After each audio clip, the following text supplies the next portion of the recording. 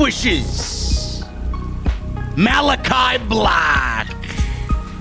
We are live, man.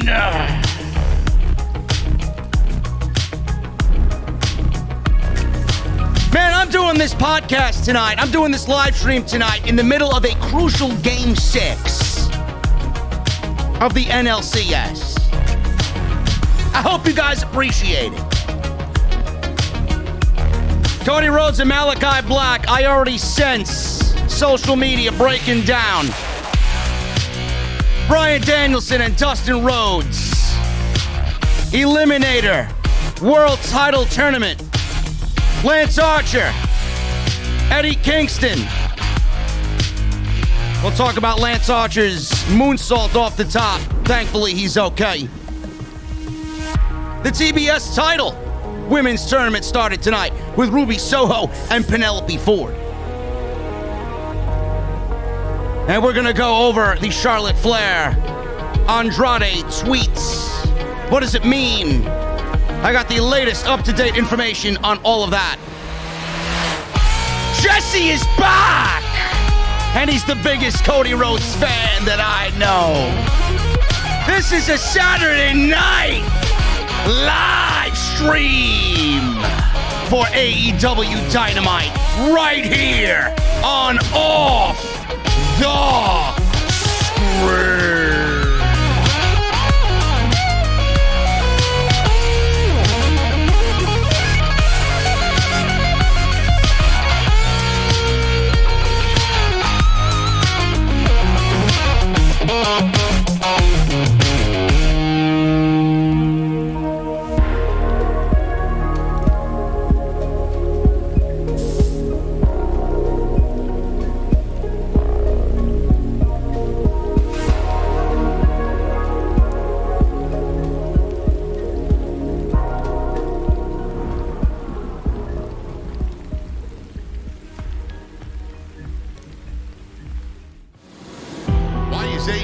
Successful? Why is Tony Khan running his promotion better than Vince McMahon and Bruce Pritchard are running Monday night and Friday night? Long-term booking.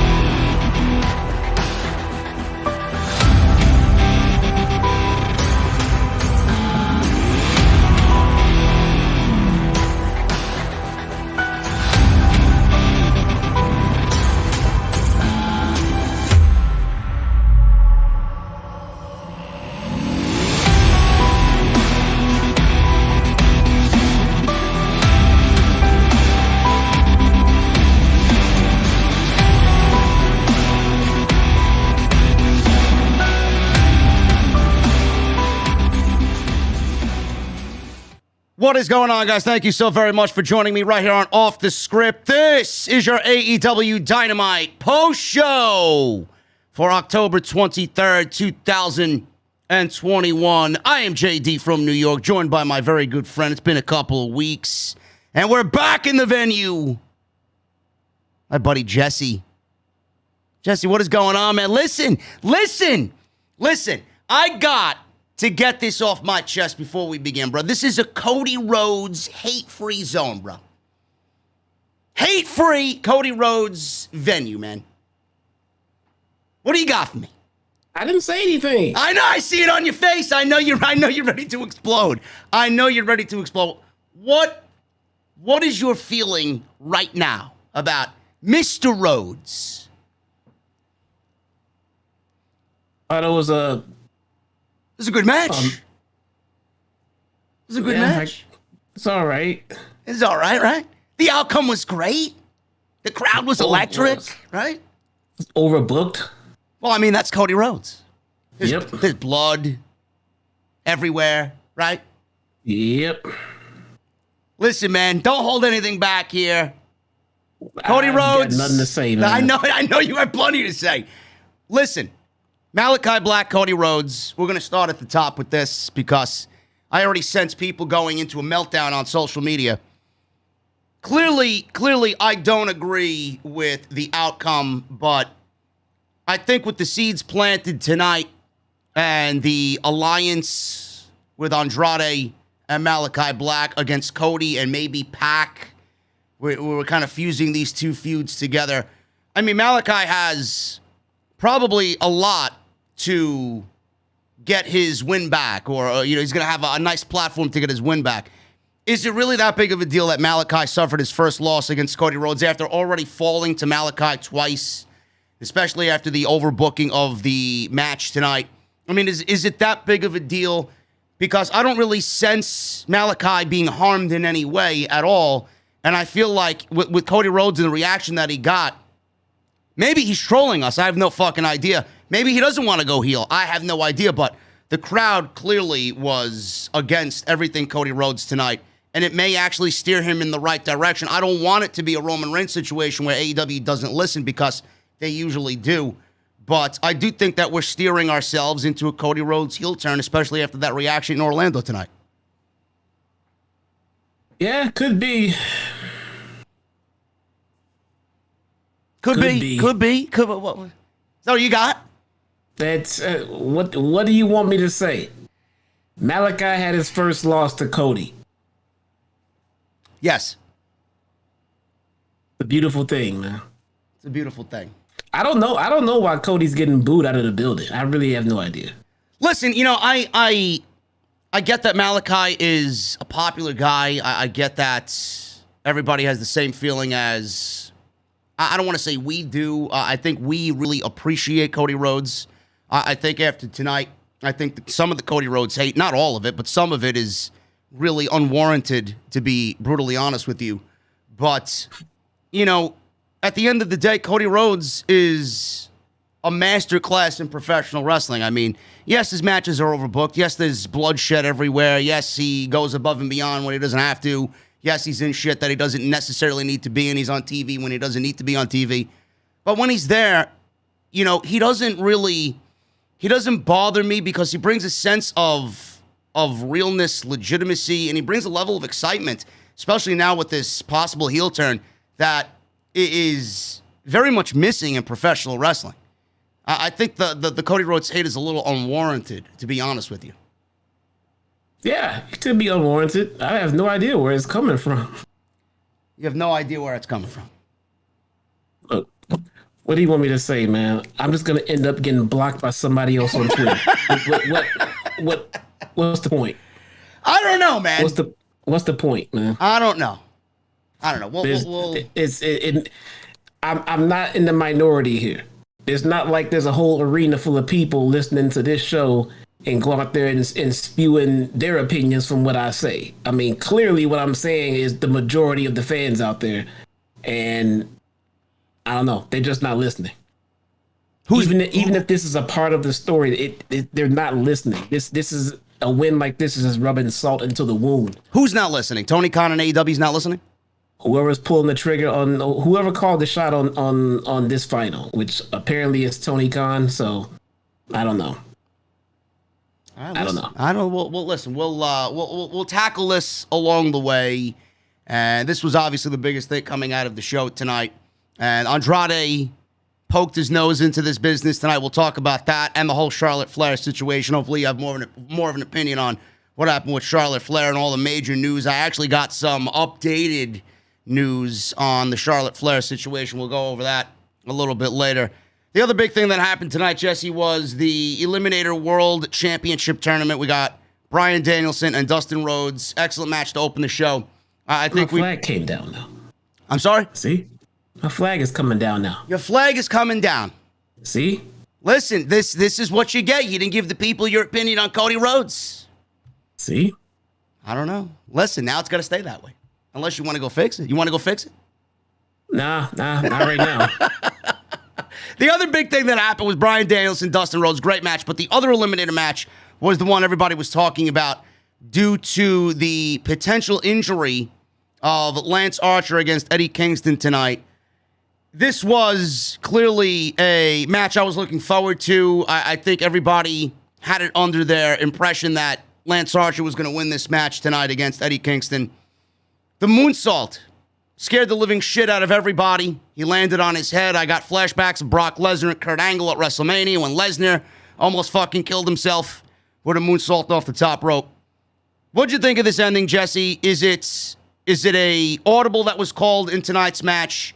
Now that we're getting Kingston and Bryan on the second round of this tournament, and was a moonsault like this in a match with Eddie Kingston necessary for Lance Archer to go out there and execute?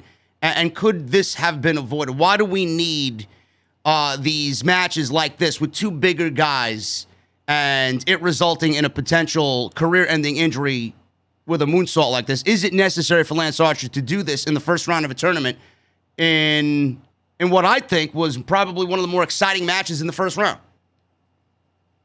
Look, it's always easy in hindsight to come back and say, oh, well, that shouldn't have been done. Because if it would have went off without a hitch, nobody would be saying it. Yeah. So, I mean, most of the stuff they do out there didn't necessarily need to be done. I mean, it's the business that they're in, and then it's the risk that, you know, they take, you know, and we get it. Well, with that being said, it was scary. It was fucking scary. So, I mean, I do hope that he is okay. I didn't see it out of the realm of, like, I mean, why would he be doing this? I mean, you know, he's a big star, you know, in a high profile match, you know, national TV. I mean, that's why he did it. You know, it just happened to not go right today. But I do hope he's okay. I don't know if the ending that they went home to was the one that we were supposed to get. Well, I don't know. I know the ending was not the way we were supposed to get it, but the winner, I wonder if they just moved it to Eddie because they feared that Lance would be hurt down the line, or if they just moved forward to an ending that they already planned on. Yeah, that's the only part that's got me a little confused. It looked like Lance Archer, just by the way the tournament was set up, was probably the better match for Bryan Danielson. They got that I don't know if they wrestled before in the past, but it seems like the type of match that Bryan would want, and I think Bryan would excel at. Eddie Kingston versus Bryan is also a match that would be very good. I'm very excited about that match, but I think the Lance Archer match is a little bit more of what I think people wanted to see. I don't really have any news on it. I know Archer tweeted that he's all right, he'll live, and he thanks the Lord that he's all right. John Alba, he was there, and I seen him tweet that Lance Archer walked out on his own, but he had the doctors and officials walk side by side with him, so he's going to be all right. But I do think there was an audible call. I do think Archer was probably planned to win this thing. That's just me, just based on the brackets and the tournament. Yeah. But we'll go over what happened there, move by move, and it was a very short night for Lance Archer in this tournament. The other big thing that happened tonight, I don't necessarily claim it's big, but I guess it's big in Bobby Fish's world, or if you're a fan of Bobby Fish. Bobby Fish absolutely destroyed Anthony Green tonight, and CM Punk came down to confront Bobby Fish and set up a match. CM Punk's AEW Dynamite debut against Bobby Fish. I know you mentioned to me, Jesse, and I reiterated it again on Twitter. I am completely in agreement with you, and this is no disrespect to Bobby Fish whatsoever. I think Bobby Fish is a fantastic professional wrestler, and Bobby Fish has been a part of my favorite stable, my favorite group of guys in the last decade with the Undisputed Era. But Bobby Fish in AEW, I don't know why, just like you think, why Bobby Fish was signed to AEW, and now he's in a position where he's being pushed on television, and now he's in a match with CM Punk, and like you perfectly stated to me, CM Punk and an opportunity against CM Punk should definitely go to somebody else, or somebody else should be in Bobby Fish's position, getting an opportunity and getting these chances on TV. Why necessarily Bobby Fish? And the only thing that I could possibly come up with is Bobby Fish was signed to AEW. I'll let you get to your reason, because I completely agree with your reason why he was signed. But the other reason why is I do think that they're expecting Kyle O'Reilly or the remaining members of Undisputed Era to end up in AEW, and Bobby Fish is there, and he's almost like, hey guys, I'll see you when you get home, kind of deal. But Bobby Fish is a singles. I think it's a lot of opinion out there that Bobby Fish doesn't really necessarily resonate with people as a singles guy. Everybody looks at him as a tag team specialist, so it's kind of weird to see him in this position on AEW television. Yeah, I don't get it, man. For everybody that wanted to complain and bitch that Bryan Danielson and Adam Cole were coming in and being pushed right away. And right away we said, well, these guys are definitely exceptions. You have them on your team. You put them on TV right away. Well, Bobby Fish is not that guy, and I'm not saying he's not worth picking up. I mean, because he definitely is. But the bottom line is he's not over at all. He's really not. So not to say that he will never be over, but he's gonna need some work. It's gonna take some effort and some resources to get him over, which is fine. That's what they can do. But there were just so many other guys that were there who could be using that time that they're now giving Bobby Fish. I mean, it's not like you got Fish, you got to put him on TV. I don't know why he's being rushed on TV right now.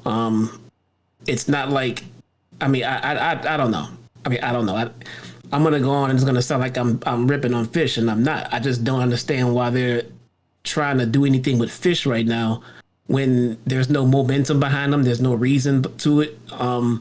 If they got Kyle, I would see it, and it would be great to see him and Kyle come in together. Yeah.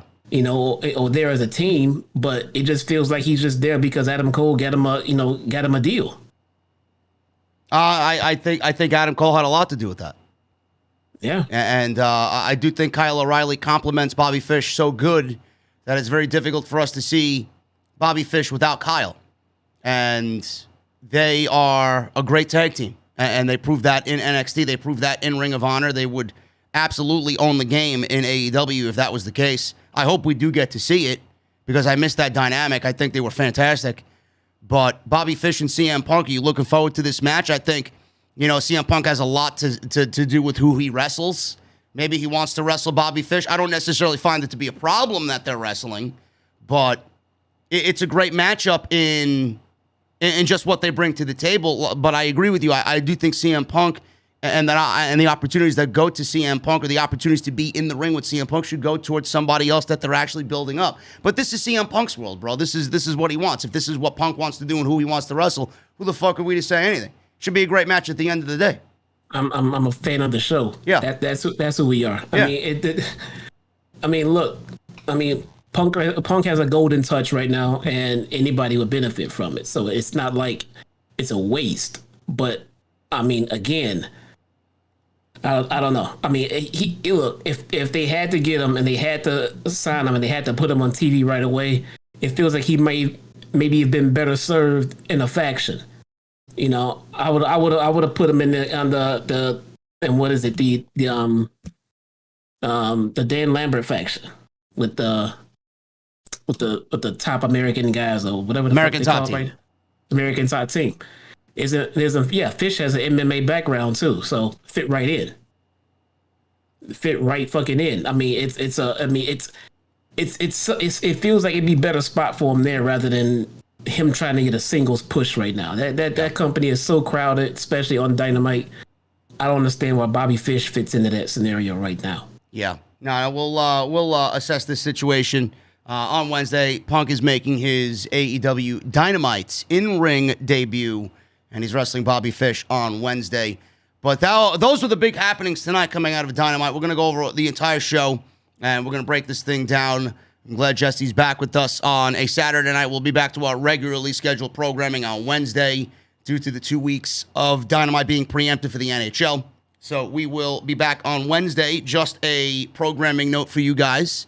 It's very, it doesn't feel right to be live on Saturday night with something like this, and I'm keeping a very close eye on the Atlanta Braves game. They're up 4-1 in the top of the seventh. They just brought in Luke Jackson, which right now I am shaking in my fucking underwear because this guy sucks, and he's probably going to end up blowing the game, but we'll keep a close eye on that. I'm glad that you guys are joining me on what is a very busy Saturday night. We got some Major League Playoff Baseball. We got wrestling. We got Impact having their pay-per-view actually happening right now in Las Vegas, Bound for Glory. Josh Alexander versus Christian Cage for the Impact World Championship. Should be a great match. The impending debut of Braun Strowman in Impact is looming as well. But I thank you guys for joining us here on your Saturday night. Follow us on social media. You see Jesse's on the screen. You can follow both of us. @JD from NY206 is the Twitter handle. Also on Instagram as well. Make sure you guys go and follow us on social media. Hit that subscribe button down below. Turn on the bell for all notifications. Make sure you guys go and check out all the other content that you might have missed on the channel. Monday Night Raw, we had Crown Jewel on Thursday. We had SmackDown and Rampage on Friday. I came back with a 1 hour extra today. Most of it was about the Charlotte Flair, Becky Lynch backstage altercation. So we will actually go over that in just a second. I want to get Jesse's opinion on that. If you guys missed my extra today and everything else, it's all on the homepage. Go and check it out. Tons of content for you. We'll be back hitting next week hard with a ton of stuff. And hopefully I'll be back with the flagship podcast next week. I've just been a very busy individual as of late. But thank you guys for all the support this week. We actually had a great week as far as an uptick in subscribers. Hit that subscribe button. Turn on the bell for all notifications. We got 500 likes in the stream right now. Let's try for another 500. Let's get 1,000 likes on the live stream tonight for this AEW Dynamite post show on OTS. And today's show is sponsored by my great friends over at... I was going to say Dr. Squatch. My Dr. Squatch code is not working. For you guys have reached out to me about the Dr. Squatch code. Please do not worry. I'm getting that fixed. So today we're sponsored by Audible. audibletrial.com/offthescript. Make sure you guys go and get your 30 days free and 1 free audio book of your choice. Audible is a great way to pass the time if you guys are on your way to work or if you're doing shit around the house. Audible is a great way with their audio books. Everything you need, everything you could ever want. Tons of wrestling content on there as well. Excellent stuff. That's audibletrial.com/script. Make sure you guys go and check that out. Let's start at the top. And this guy, Luke Jackson's going to fucking blow the game. Jesus fucking Christ. No out, man on second and third, and it's now 4-2. Get this guy out of the fucking game. Get him out of the fucking game and don't put him on the World Series team. Get him the fuck out of here. If they even make it there with this fucking guy. Jesus Christ. Anyway, Jesse, let's start at the top. Charlotte Flair. This was a big deal. Not sure if you've seen the video earlier. I gave my complete breakdown of everything, and I actually got some additional information passed along to me by my good friend, Buddy, who reached into my DMs on Twitter and gave me this little excerpt from Wade Keller and the PW Torch. This is the new additional information in regards to the Charlotte Flair situation. As you guys know, what had happened coming out of SmackDown. Multiple sources indicate that the verbal altercation got heated and the predominant locker room sentiment was on Becky's side in this situation. One wrestler said Becky is seen as a hero for standing up to Charlotte Flair, who over the course of this year has alienated her colleagues backstage with attitude issues. She's been increasingly difficult to work with, one wrestler told PW Torch. Another wrestler tells PW Torch that Becky is universally respected and liked amongst her colleagues, and Charlotte crossing her like that on SmackDown was the final straw for people who were trying to give her the benefit of the doubt through a string of other issues she's been dealing with this year. She has been more and more isolating herself behind the scenes. No other women want to work with her now. One wrestler tells PW Torch, citing she is seen as only interested in how she looks and scrutinizing everything she's involved in through a self-centered filter. End quote. Now, that last line where she's only interested in how she looks and scrutinizing everything she's involved in and how she's been isolating herself and she's been very greedy and she's been all about herself. This is shit that I've been ranting about for years. This is not new to me. I'm not surprised about hearing this. But the thing is, at the end of the day, Jesse, Charlotte Flair, and I don't believe I'm going to say this, and I said this today on my podcast that I uploaded earlier, Charlotte Flair legitimately wanted to put over Bianca Belair instead of swapping the titles like they did on SmackDown. She was absolutely against swapping the titles on SmackDown the way that they did Friday night. But all this other shit now is coming up, and I feel like Charlotte's at her weakest where everybody else, after all the dirty shit that's been done because of Charlotte Flair and all the shit, all the behavior shit that we've seen from Charlotte Flair, now everybody has seen what she's done and now is looking at Charlotte in her weakest state and all collectively as a pack attacking her now in the one instance where she thinks what they did on Friday was wrong and she wanted to do something that was right. That's the part I don't understand. Everybody else is bringing us the information we all knew. But the one thing that people are missing here is Charlotte did not want to swap the titles. She wanted to go other ways to get the titles on their respective brand. What do you think of this story? There's more to it than what we know about right now.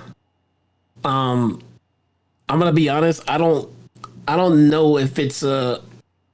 Well, I'm sure Charlotte and Andrade feels like they're all ganging up on them, and I'm sure everybody in the locker room feels like, oh, it's a Charlotte thing. It seriously sounds like a he said, she said type deal. And it sounds kind of petty, but I can see both sides having valid points at the end of the day. But on the flip side, Charlotte is expected to go out there and be a professional when she's out there on live TV. So she should have went out there and did the business she was supposed to do. And that's just the bottom line to that part. As far as the backstage, drama and everything else, if it's true that she wanted to put, Bianca over and everything else, then, hey, I can't disagree with that. I agree with that entirely. Who's to say that's the truth? Who's to say her motives behind that? Her motives could be, everybody's already under the assumption that all I do is bury people. So if I put this fresh up and comer over, who knows what her motives were? But if that was her response, she was correct. She should have been dropping to Bianca. Yeah. And Becky should have been dropping to Sasha. Her actions, though. And Becky should have been dropping to Sasha. Yeah, Becky she's one to talk. She had no issue coming back and burying Bianca right away at SummerSlam. I don't know. Becky's not one to talk in this situation. No, absolutely. No, I'm glad you brought that up because I wasn't even thinking about that. I'm just thinking about fucking Friday night, but you're absolutely correct. Becky is just as guilty as anybody else here, so fuck Becky Lynch. What she did at SummerSlam was horrendous. Yeah, it all started right there. Yeah. Bottom line is Bianca should still be champion coming from WrestleMania. Yeah. We should not be trying to figure out who's champion. Sasha put Bianca over. She should be champion. If you didn't have a credible feud opponent and a title change built up for SummerSlam, which they did not, then I don't see a reason why Bianca Belair should have lost that title. She should still be champion going into Survivor Series as far as I'm concerned, or the Rumble. Yeah. Absolutely. With Charlotte Flair, I know we've said it multiple times on this very show because she has obvious ties to Andrade, and we've said it multiple times just in passing, talking about the women's division and AEW maybe bringing in a Tessa or this or that, or bringing in Deonna Purrazzo and having the forbidden door open for Britt Baker. Charlotte Flair has been such a huge name for WWE and has been on a downward spiral for the last couple of years, and you and I have seen it. She wrestles as if she doesn't care. She wrestles as if she knows what she's doing is complete dog shit. She wrestles as if she's going through the motions. With all the talk of, would Charlotte Flair jump to AEW, I think the discussion now is even greater than it was 6 months ago. If this woman's contract is up, I think more now than any time before in the past, she's making the jump, bro. She's making the jump to AEW. Yeah. I wouldn't put it past. There is a big mystery of her deal. Yeah. You really don't know when her deal is up. But at this point, I don't know how much heat she has back there. I don't know. I don't think it's enough heat for them to just drop and release Charlotte. So they'll bury her, they'll take her off TV and let her sit at home. But I think they would fire her altogether. No, they're not going to fire her. No, they would never do that. But I don't want to sit here and praise Charlotte Flair because all the years of wrong and all the shit that I've personally heard about Charlotte Flair, I'm not excusing that type of behavior. We know how selfish she's been, and she has been the first to bury an entire division just to make herself look good. She doesn't give a shit about the women's revolution. She never did. All she ever cared was about Charlotte Flair. But in this one instance, not only with the title swapping, I agree with her completely. If she wanted to go in a different direction and not have that be the way that they do it, I absolutely 1,000% agree with her. But I also feel for her because they fired her fiance, underutilized him, buried him. They fired her father because that's exactly what they did. At some point, Jesse, that's going to catch up to you. And I genuinely feel sorry that her family is there, family is important to her, and then WWE treated her family like shit, and now she's the only one there, and that's what she cares about most. At some point, I feel bad for her.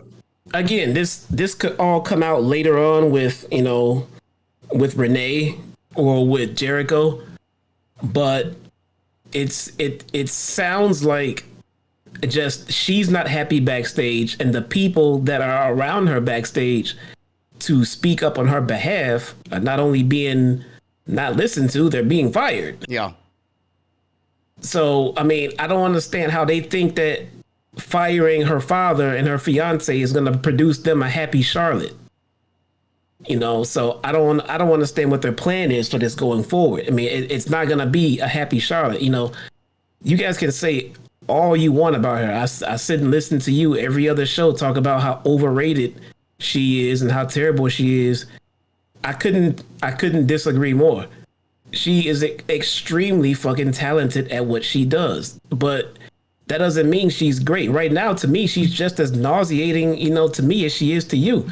She is just overbooked, overpushed, shoved, used wrong, everything you could think of. You put her in the hands of a right booker and a right producer, she would be a welcomed heel on the show. I mean, she's fantastic at what she does on the mic and in the ring. Yeah. We just been overexposed. We said the same thing about Roman. Roman's this, Roman's that, and everything else. But now he's being booked and used correctly, and now we're fucking singing his praises. Same thing for Charlotte. She's being booked and used entirely wrong. Well, I mean, let's be fair. She is, yes, but the women's division is being booked poorly as well. And if you're going to book the entire division the way that they've booked the women's division, Charlotte's going to suffer because with 5 or 6 women, I mean, there's only so much Charlotte can do. And if she's the face of that brand with 5 or 6 women, they're going to need Charlotte Flair on TV every single week in 3 or 4 different segments. I mean, that's not going to bode well for anybody. No, that wouldn't help at all. I mean, even if she is the focal point of the division for them, that doesn't mean we need to see her as much as we do. I mean, you're right. They're booking the division entirely wrong, but in the process of doing that, they're leaning on someone who they should not be leaning on, and it's making it worse. Yeah. And now it's making the relationship on that performer worse, and now the fans are suffering for it at the end of it. So, I mean, I don't understand who's at the benefit of this. The crowd isn't happy. The performers aren't happy. Is Vince happy? Because I don't see who's happy about this whole Charlotte situation. No, Vince is not happy. She walked out on Charlotte and took the first flight to Orlando to go be with Andrade tonight. Yeah. No, I mean, somebody's being completely stubborn. It might be Charlotte and Vince being stubborn against each other. I mean, but something is not working. It's not working in the dynamic of if you believe Charlotte is the top of your division or one of the top of your divisions, what are you doing to make her happy? I mean, creatively. I mean, you got to do something to keep them engaged into what you're trying to sell. She can't go out there and sell something that she doesn't believe in. Yeah. Nobody can. Yeah, I mean, listen, there's more to this story, like you said. I don't want to really start talking about shit that I don't have information on. I've been saying this for years about Charlotte Flair. I think we're all in agreement that she is greedy and self-centered and all about herself and not for the division. But at some point, it's going to come to a situation like we see now where she's not completely in the wrong. And I do agree with where she stood on this situation. And dropping the title to Bianca could have been that. But if this report is true and it eventually comes out, this is actually behind Wade Keller's paywall that I got sent this report. So it probably isn't going to hit the general public until a day or two after this is reported on his site. But if this is the case, what Jesse said is absolutely correct. And you guys know I've ranted on this for weeks about Bianca being buried in 26 seconds. Becky has absolutely no fucking room to talk about anybody when she failed to stand up for Bianca Belair and go to Vince and say, listen, Vince, I don't think we should be beating Bianca Belair in 26 seconds after she just was made into a superstar at WrestleMania. I don't really deserve that. I'm just back for night one. Let's build me up and then get to that point. She's as guilty as anybody. Yeah, it was completely unnecessary. Becky Lynch is was and still is the top female star in the company. She does not have to have the title around her waist 20 seconds into the show. No. I mean, come on, man. I mean, it's not that big of a deal.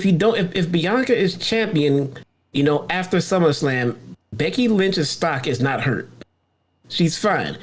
If she's not champion the first month she gets back, 2 months, 3 months, hell, keep her away from the title for as long as you can and have the fans clamoring for her to be back in the title picture. In the meantime, she could be uplifting other performers who are not in the title picture, because if you're in a match with Becky Lynch, you're in an important match. Yeah. Yeah, you could have used Becky Lynch and what she means to this company, the star power that she has, to put over Liv Morgan, put over Toni Storm, put over anybody else that a Shotzi Blackheart, a Tegan Knox. There's plenty for Becky to work with and for. You don't need to put her in a situation where she has the title to beat Bianca. Yeah. You just erased everything you did with Bianca, and you erased all of Sasha Banks' hard work to put Bianca over in that moment. So what did this accomplish?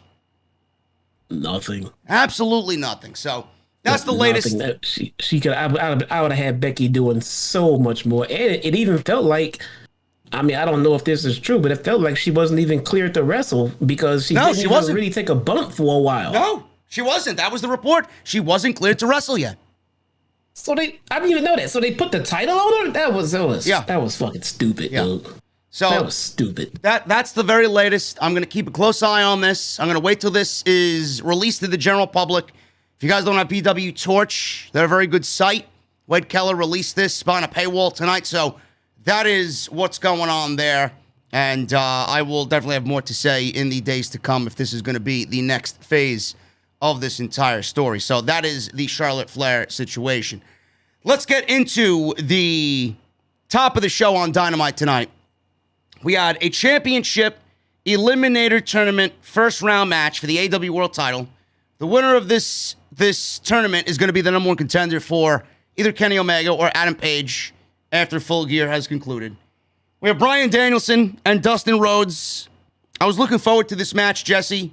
I think these guys delivered. I think Dustin Rhodes is amazing at what he does at 50-plus years old. He looks like he hasn't aged a day. He still moves around the ring like he's 20 years younger. He looks fantastic. Bryan Danielson, I mean, this guy has come in and he's working with everybody and anybody. I mean, you talk about somebody who is a absolute game changer for any company. Danielson has proved that in 2 months. It's amazing what he's done already. He may actually be pushing for AEW Wrestler of the Year if he keeps this work pace up. What a match this was. This is exactly what I'd love to see out of a world title tournament. Some of these brackets don't make sense, and I think most of this tournament is really setting it up for Bryan and Moxley at Full Gear. I said this on a couple of shows already. I said this last night, actually, on the Rampage breakdown. I think this tournament is being used to set Jon Moxley up as a heel, and I think Jon Moxley is going to win the tournament and wrestle Adam Page and be Adam Page's first opponent coming out of Full Gear. But as far as this match is concerned, Bryan wins. I mean, are you surprised by this? And what are your thoughts on this tournament so far and the way the brackets are set up? No, I mean, it's no surprise. When Bryan signed, when he came on, he literally said he was coming on to do one thing. Yeah. Wrestle. Yeah. And that's all he's done. That's it. The guy just comes out and puts on great matches. And then he goes home. That's it. I mean, I have zero complaints about what they're doing with him. He's already doing more in AEW than he would have been doing, back where he was, for a good year. I mean, he's performing in meaningful matches where he gets to do his cattle mutilation. He gets to do all of his fucking repertoire. Yeah. Stuff that he's just not allowed to do it, and he's just happy doing it. So who can complain about that? I mean, how could you? You can't. This guy is, he looks fantastic as well, Bryan. He looks unbelievable. He looks like he's having a good time. Crowd is incredibly behind him. This felt like a big deal match, which I always appreciate. I mean, it's Dustin Rhodes at the end of the day, but people, I think, realize how significant Bryan is and how significant a tournament like this is. This is a yearly thing for AEW. So Danielson and Dustin Rhodes, they were working back and forth. It started off a little slow, and then Danielson turned his attention to Dustin's arm with a key lock submission hold.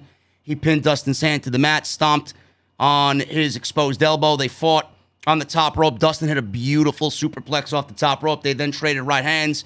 Danielson ran the ropes, was cut off with a snap power slam, also very beautiful by Dustin Rhodes. He went for a curtain call, got a near fall. So Dustin really taking it to Bryan up until this point. Dustin then landed the 10 punches in the corner. Very old school move. I love it. Crowd chanting along. He flipped Danielson off in the process. He did his gold dust little spiel, and then he gave Bryan the middle fingers before he hit the 10th punch in the corner. Danielson countered with a running bulldog, and he nailed Dustin with his signature running drop kick in the corner as well. Some hard strikes to follow. Dustin fought out with a flying clothesline for a 2. Danielson transitioned out of the corner into a label lock attempt. Dustin got his foot on the bottom rope before the hold was actually locked in. Towards the end of this thing, Danielson laid in some yes kicks, and then Dustin fired up and traded some strikes back and forth with Bryan. Bryan then countered a drop-down right hand into a backslide for a near fall, then dropped him with an enziguri. He landed in some stomps to his face, and then locked in it was almost like I don't know what he had on him. It was almost like a Rings of Saturn, maybe. I'm not really sure what the submission hold was, but that was the way, or is it guillotine? I'm sorry. It was a guillotine that he choked Dustin out on. Dustin tried to fight out of this, but he couldn't do it. And that was it. Danielson wins with a guillotine submission that I'm sure he had in his repertoire. Roman Reigns used that on him several times, so that's where we've seen that lately. Roman's been using that guillotine a lot lately. But Jesse, I love the way Bryan ended this match. He didn't use the label lock. He didn't use a running knee. He used the guillotine choke, which I love because it shows Bryan's repertoire to be more open than you would expect in this type of match. And it shows off that he's really dangerous and could win in any way possible. And a lot of people who are going to have Bryan in this tournament have to really go and study what he's doing. He can beat you in any way possible. So I'm all right with this guillotine ending. Yeah. I mean, look, in a real fight, in a real wrestling match, you don't always win with the same move. You take your win where you can get it, you know? So more matches should end this way. I mean, it shouldn't be, well, that wasn't the move, so this match is going to keep going. Nope, that wasn't the move. You know, it should be able to end out of anywhere. What'd you think of Tony Nese being in the crowd? Tony Nese was shown during this match. They showed him a couple of times tonight, but Tony Nese sitting in the crowd. They gave him the old debuting NXT superstar to take over kind of feel, and he's sitting there dressed up in his suit, and he's looking good. Tony Nese may be on his way to AEW now. He's not going to be a game changer, but you know, I got to support my Long Island boys, my New York guys. He's from Long Island. And like I said, he's not going to be a game changer, but Tony Nese can bring professional wrestling as good as anybody. And I do think that he was underutilized in WWE. They were never going to push somebody like Tony Nese. Tony Nese is AEW. We're going to get some damn good matches out of him. Yeah, Tony Nese is great in the ring. I put him in the same boat, to be honest, with Bobby Fish. Yeah. I mean, he's a great wrestler. You know, he can add entertainment as far as a pro wrestling stance goes to any show.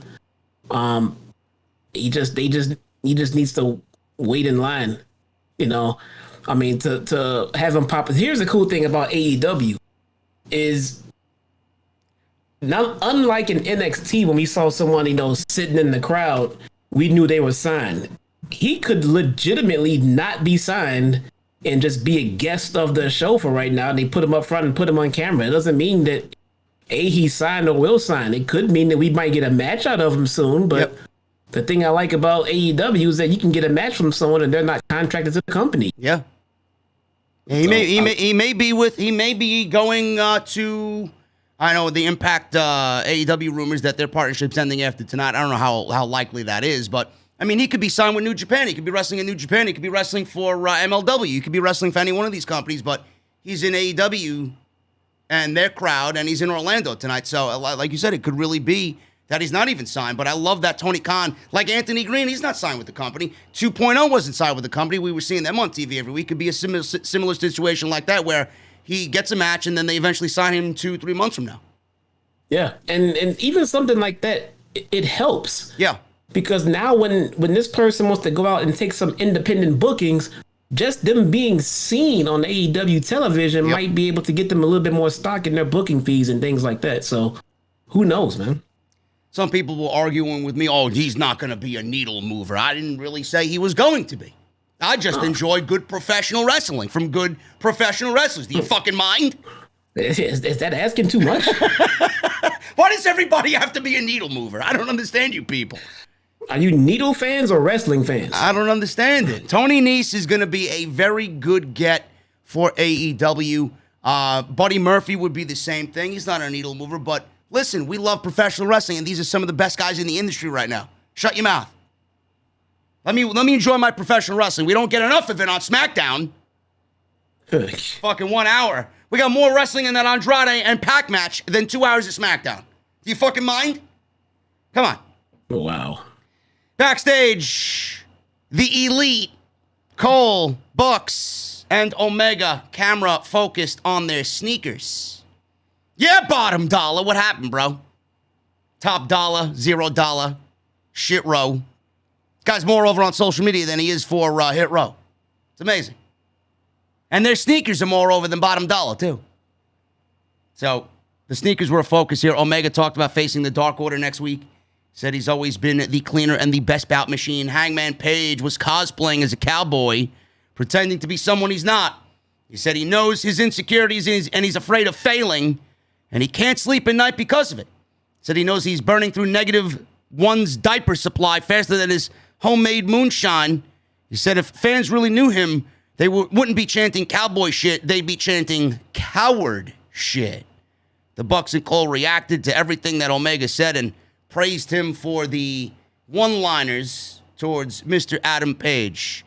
I'm excited for this match, Jesse. Omega Page, it's finally happening.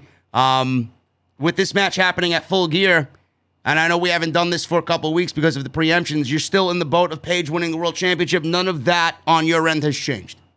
No. Okay. Page needs to be champion. It's time for Kenny to go ahead and pass it along. He's about done what he needs to do with it. Yeah. You know, he had a great reign. He took that title all over the world, just about, and did great things with it. And I do expect Kenny to take a little break. To be honest, I expect Kenny to get kicked out of the Elite by Adam Cole and the Bucks. Yeah, I could see that. I think that's the next phase of this storyline for sure. And I think that'll eventually set up Adam Cole to be the top guy in AEW eventually.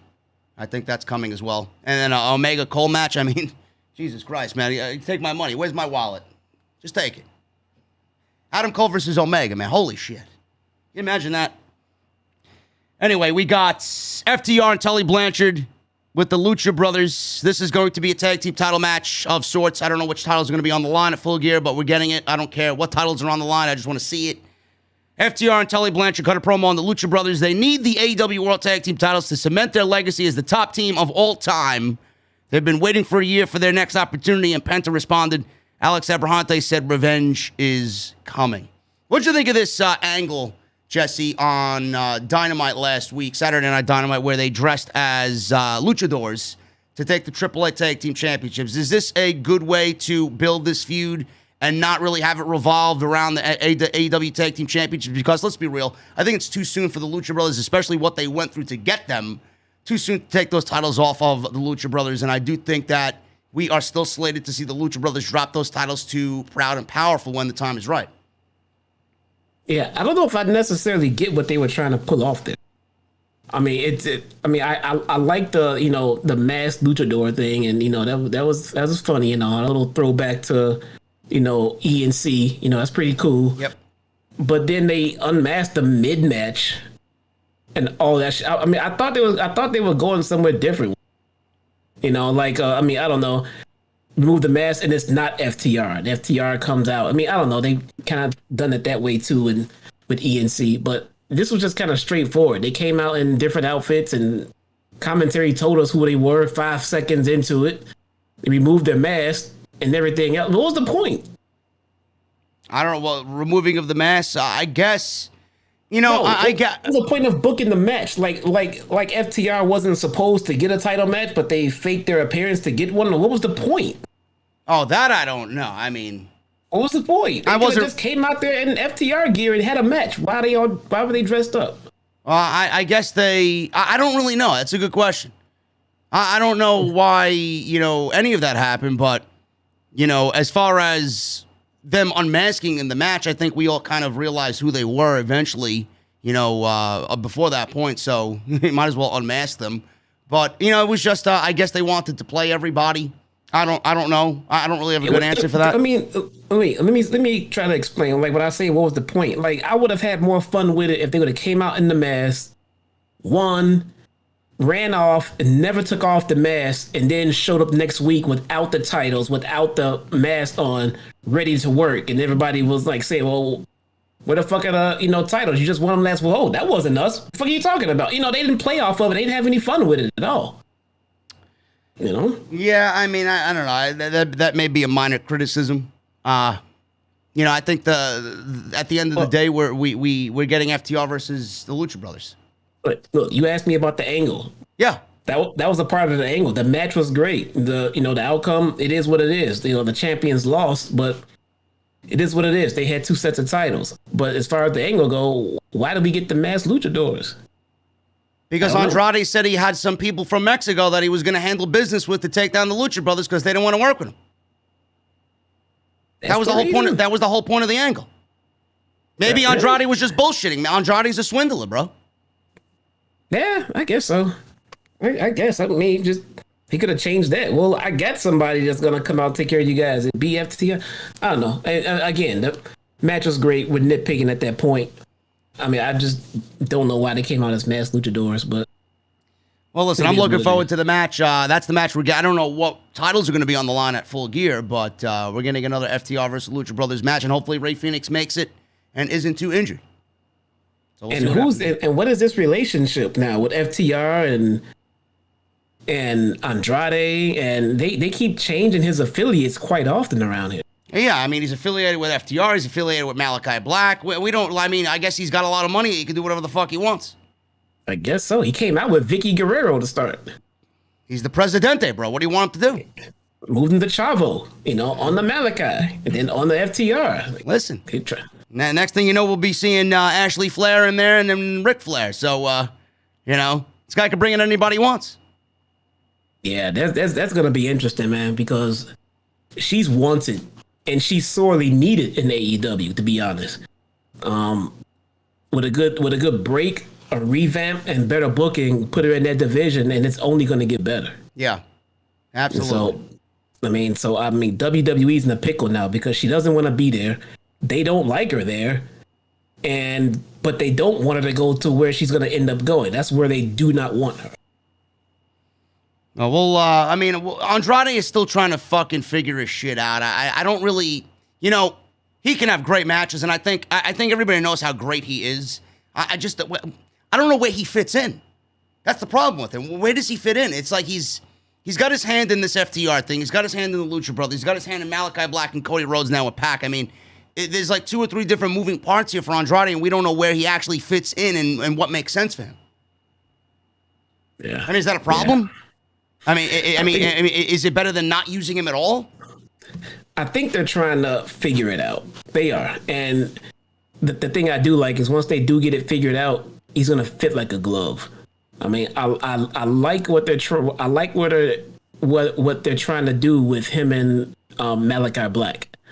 We enjoy that because we know what they meant to NXT. And it's great to see them on television together.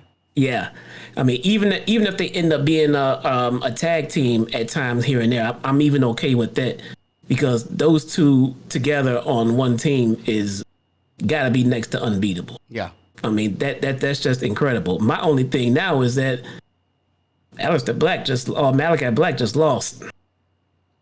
I mean, I don't think that really means much of anything. Yeah, me either. What am I thinking? What do I know?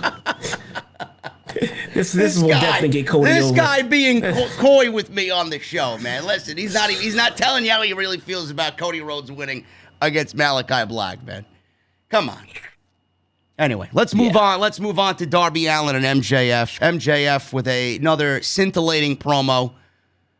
What else is new from MJF? I mean, we don't need to stroke this guy's ego, but, I mean, this guy is incredible at everything he does.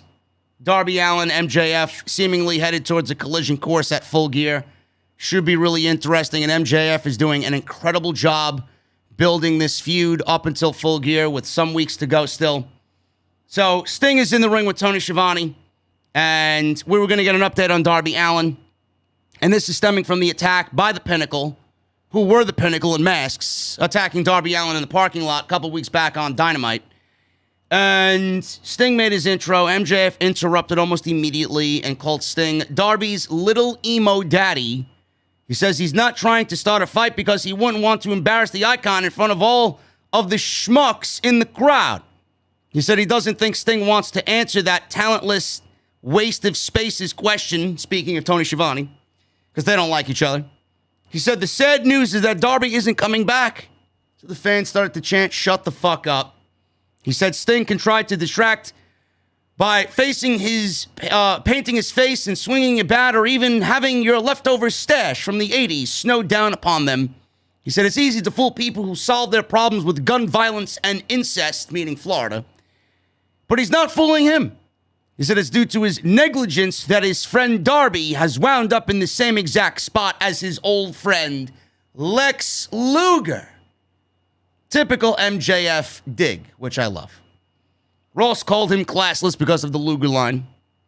Excalibur said he always finds a new way to sink to lows, but that's what we love about him. Sink as low as you can, bro. Sink as low as you can. So good. Did you see that heel pop he get when his music hit, man? Yeah. Fucking, this guy's so goddamn good. Dude, I'm telling you, we've been saying it. When he wins the world championship, bro, it is going to be fucking must-watch television. That first promo, bro, oh my goodness. Holy crap, man. I can't wait. I cannot fucking wait. He entered the ring and said, in a wheelchair. Lex Luger in a wheelchair, that's what Darby Allen is going to end up being. Sting punched him in the face when he entered the ring, and he tossed him around the ring. Shawn Spears and Wardlow ran out to save MJF. Sting held on for a few seconds before being swarmed by the Pinnacle and then taken down by Spears with a chair shot. He no-sold one of the chair shots, and then he just got bombarded by Wardlow. Fans are chanting for Darby. MJF stood and smiled, and he was chewing his gum. He set up the chair in the middle of the ring. He fixed his jacket after being attacked by Sting, and Sting was laying on the mat. He says he knows Darby is watching, and he wondered if he has broken him mentally now, seeing Sting on Dynamite in this precarious position. He held up Sting's head and yelled for Darby to look at him. He says he needs to understand that no matter how many times people chant his name or want to see him come back and beat his face in, if he comes back, this is his future. He said he will always fall short and be second best to him because I am the past, I am the present, and the future of professional wrestling. And that's the way the segment ended. Excalibur called this a vile display by MJF. And Ross says, I think I need a shower after that promo. So Sting is in the ring. MJF walks away with his crew. And he punched Sting with the Dynamite Diamond ring before he exited the ring. This was, again, I mean, what else can you say about MJF at this point? Another Dynamite, another fantastic MJF segment. More of the same. Has there been anybody on Dynamite since this company started, Jesse, that's been more consistent than MJF? No, off the top of my head and thinking about it, no. I try to answer honestly, no matter what moment we're in. But I mean, how can you disagree with this? His guy is just so goddamn good. Yeah. I mean, there's no flaw in his heel game right now. None. I cannot find anybody doing it better to be just a total dick than Maxwell Jacob Friedman right now. What do you think of the yelling by MJF? I know he's usually coming out there and he's, he does what he does and he shits on the crowd. He shits on his opponent in that MJF way that makes us laugh and really enjoy his heel work. But I kind of like it. I've seen some people on social media, in the darker dwellings of social media that don't know anything, that MJF is yelling and it kind of takes away from his promo. I actually like when he yells because, you can't be funny and joking all the time and shitting on the crowd all the time. But when you want to take it to that next level and really be a fucking dastardly heel like we know he is, I think the yelling like he did tonight is fantastic. Yeah, I don't think it's. Look again. That's people who are just looking to find a crack anywhere in something. I mean, but there's nothing this guy is doing wrong right now. No, there is nothing. And be honest, I'm not too happy with him losing to Jericho in that last match either. I mean, but it's funny you say that. It's so far away from what I'm thinking. I don't even think it really matters anymore. I was just getting ready to say. I mean, I wasn't happy to him losing with Jericho. It doesn't feel like it affected him at all. I mean, it doesn't feel like he lost any momentum behind it. But just for sake and purposes of him getting to where they want him to be down the road, I would have kept him clean in that aspect. But it's not going to hurt him in any way. It's really not. Yeah. Moving on to the ladies on this show. Got Dr. Britt Baker, DMD, cutting a promo. We got a confirmation that it will be Dr. Britt Baker versus Tay Conti at Full Gear for the AEW Women's Championship. Not really high on Tay Conti as many people are. I mean, she's got potential, but it's not a match that I'm going to go out of my way to be excited about. But it should be a decent little match for Britt Baker to get a solid win before she moves on to her next opponent. That's all I'm looking at it as. But she did cut a promo against Tay Conti. It's all but confirmed for the title match of Full Gear. She said, all Conti has done since arriving in AEW is show everyone her ass.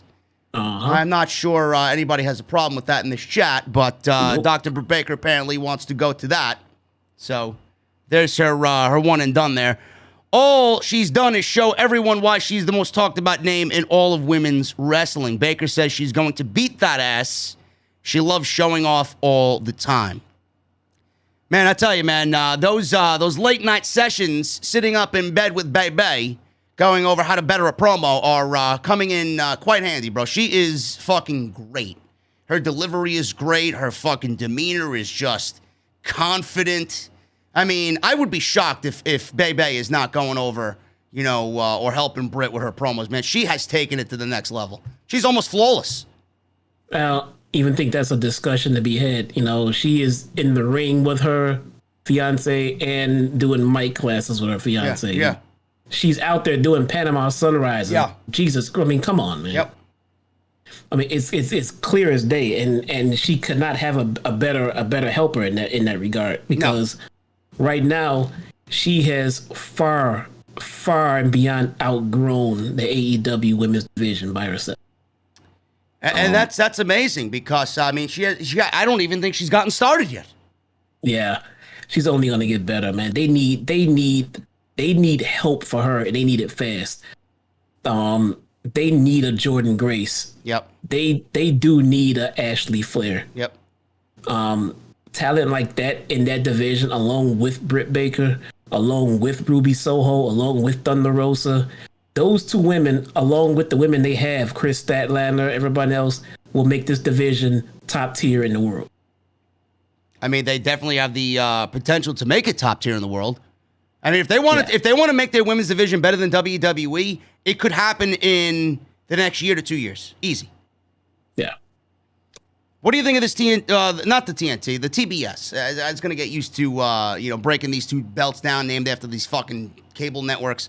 But what do you think of the TBS Women's Championship Tournament and how Tony Khan has set it up? I actually quite like what Tony Khan has done. Now, I don't know why Chris Statlander is in the top 5. I don't really know what she's done coming out of All Out, losing to Britt Baker, but she's in the top rankings. Obviously, you got Britt, then you got Nyla, then you got Jade, then you got Thunder Rosa, and then you got Chris Statlander. So we got the top 4 women in the top 5 women, including Britt. The top 4 underneath Britt are in the tournament, but they're getting a first round bye. So the tournament really begins when we get to that next round and these women get into the tournament. But the way Tony Khan has set it up, what do you think of it? And I really quite enjoy what he's done with it. It is, it's what different. I would have done. I don't know. What I would have done differently though, just a little bit. I probably would have had the TBS title tournament on TBS. I would have waited for the TBS show to kick off and have that be a promoted tournament and highlight of the TBS show when it kicks off next year. And they're already doing a men's tournament right now. Spread them out. Why are we doing 2 at the same time? I think Aubrey Edwards actually confirmed that the TBS tournament final is taking place on the first TBS Dynamite in the new year. Okay. Yeah. All right. So that's what enough. I mean, the tournament's starting now in mid-October, so it's going to go all the way to December. So it's going to be a big deal on AEW television. Okay, that's fair enough then, I guess. It's already looking like it's going to be better than the what is it? The Queen's Fraud tournament. The Queen's Fraud tournament. Yeah, that one. Yeah, that's the one. Yeah, I think this match with Penelope Ford and Ruby Soho got more time than all of the Queen's Fraud tournament. Yeah, I'm glad they're getting rid of the riffraff early. I mean, if you thought Penelope Ford was winning that match, you should not be watching the TV. Listen, man, I can't listen. Penelope Ford is a beautiful woman. Don't get me wrong, but I cannot stand seeing her on TV and the bunny. I am so disinterested in what they bring to the table. It's almost like watching the fucking Iconics on television. I just can't stand it. The bunny is rubbing me a little bit harder than Penelope Ford is, but Ford is also in the same general area.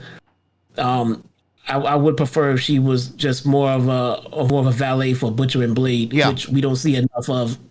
We don't see enough of them either, by the way. But I mean, it's gonna come with it. Everybody can't be on TV at one time. But nobody thinks Bunny or Penelope Ford are gonna advance and do anything in regards to a title, shot in this tournament. So I'm glad they're getting those matches out of the way early. We already have an interesting next round match. I mean, who's the next round coming up? I'm going to break it down right now. It's funny you went into that. It's going to be Anna Jay versus Jamie Hayter, and the winner faces Thunder Rosa, who got a first round bye. So I could definitely see Anna Jay is not ready yet. I mean, I think you and I discussed this via text, and I mentioned this last night. I think we both have the same viewpoint on Anna Jay. She is going to be very good. It's just she needs to speed it up in the ring a little bit more and get her footing right. It seems like she's a little timid in the ring. I do think Jamie Hayter is too powerful for Anna Jay. I think Jamie Hayter is the better matchup for Thunder Rosa. So that's the matchup that I think we're going to see. The Bunny versus Red Velvet. The winner gets Jade Cargill.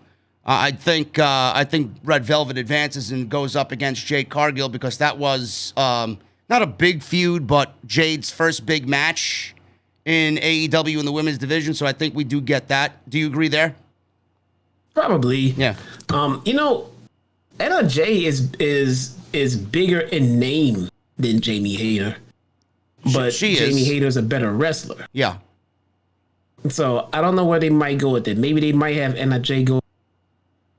Maybe they give it to Anna Jay, and Thunder Rosa helps get Anna Jay to the next level. I was just gonna say, and let Anna Jay get some of that Thunder Rosa rub before she goes there. Yeah. And so that's probably what I would do. I mean, they're trying to get Anna Jay back on track since her return, and they're trying to get her reps in, and probably they're trying to push Anna Jay before they're trying to push Jamie Hayter. Yeah. So I would have Anna Jay go over and let her go, 15 minutes with Thunder Rosa, and that would be more beneficial to Anna Jay. So we got Bunny versus Red Velvet. I see Red Velvet winning. Jade Cargill versus Red Velvet seems to be a lock for the tournament. Serena Deeb versus Zakaroshita. This is a rematch from a couple of weeks back. I do think Shida gets her win back, and we get Nyla Rose versus Shida. They have a little bit of a history over the AEW Women's Championship. And then Penelope Ford lost to Ruby Soho tonight, which was the first round match that we've seen in this tournament. Ruby Soho will wrestle Chris Statlander in the second round. Oh, that was the matchup right there. Yeah. That's gonna be a fantastic match.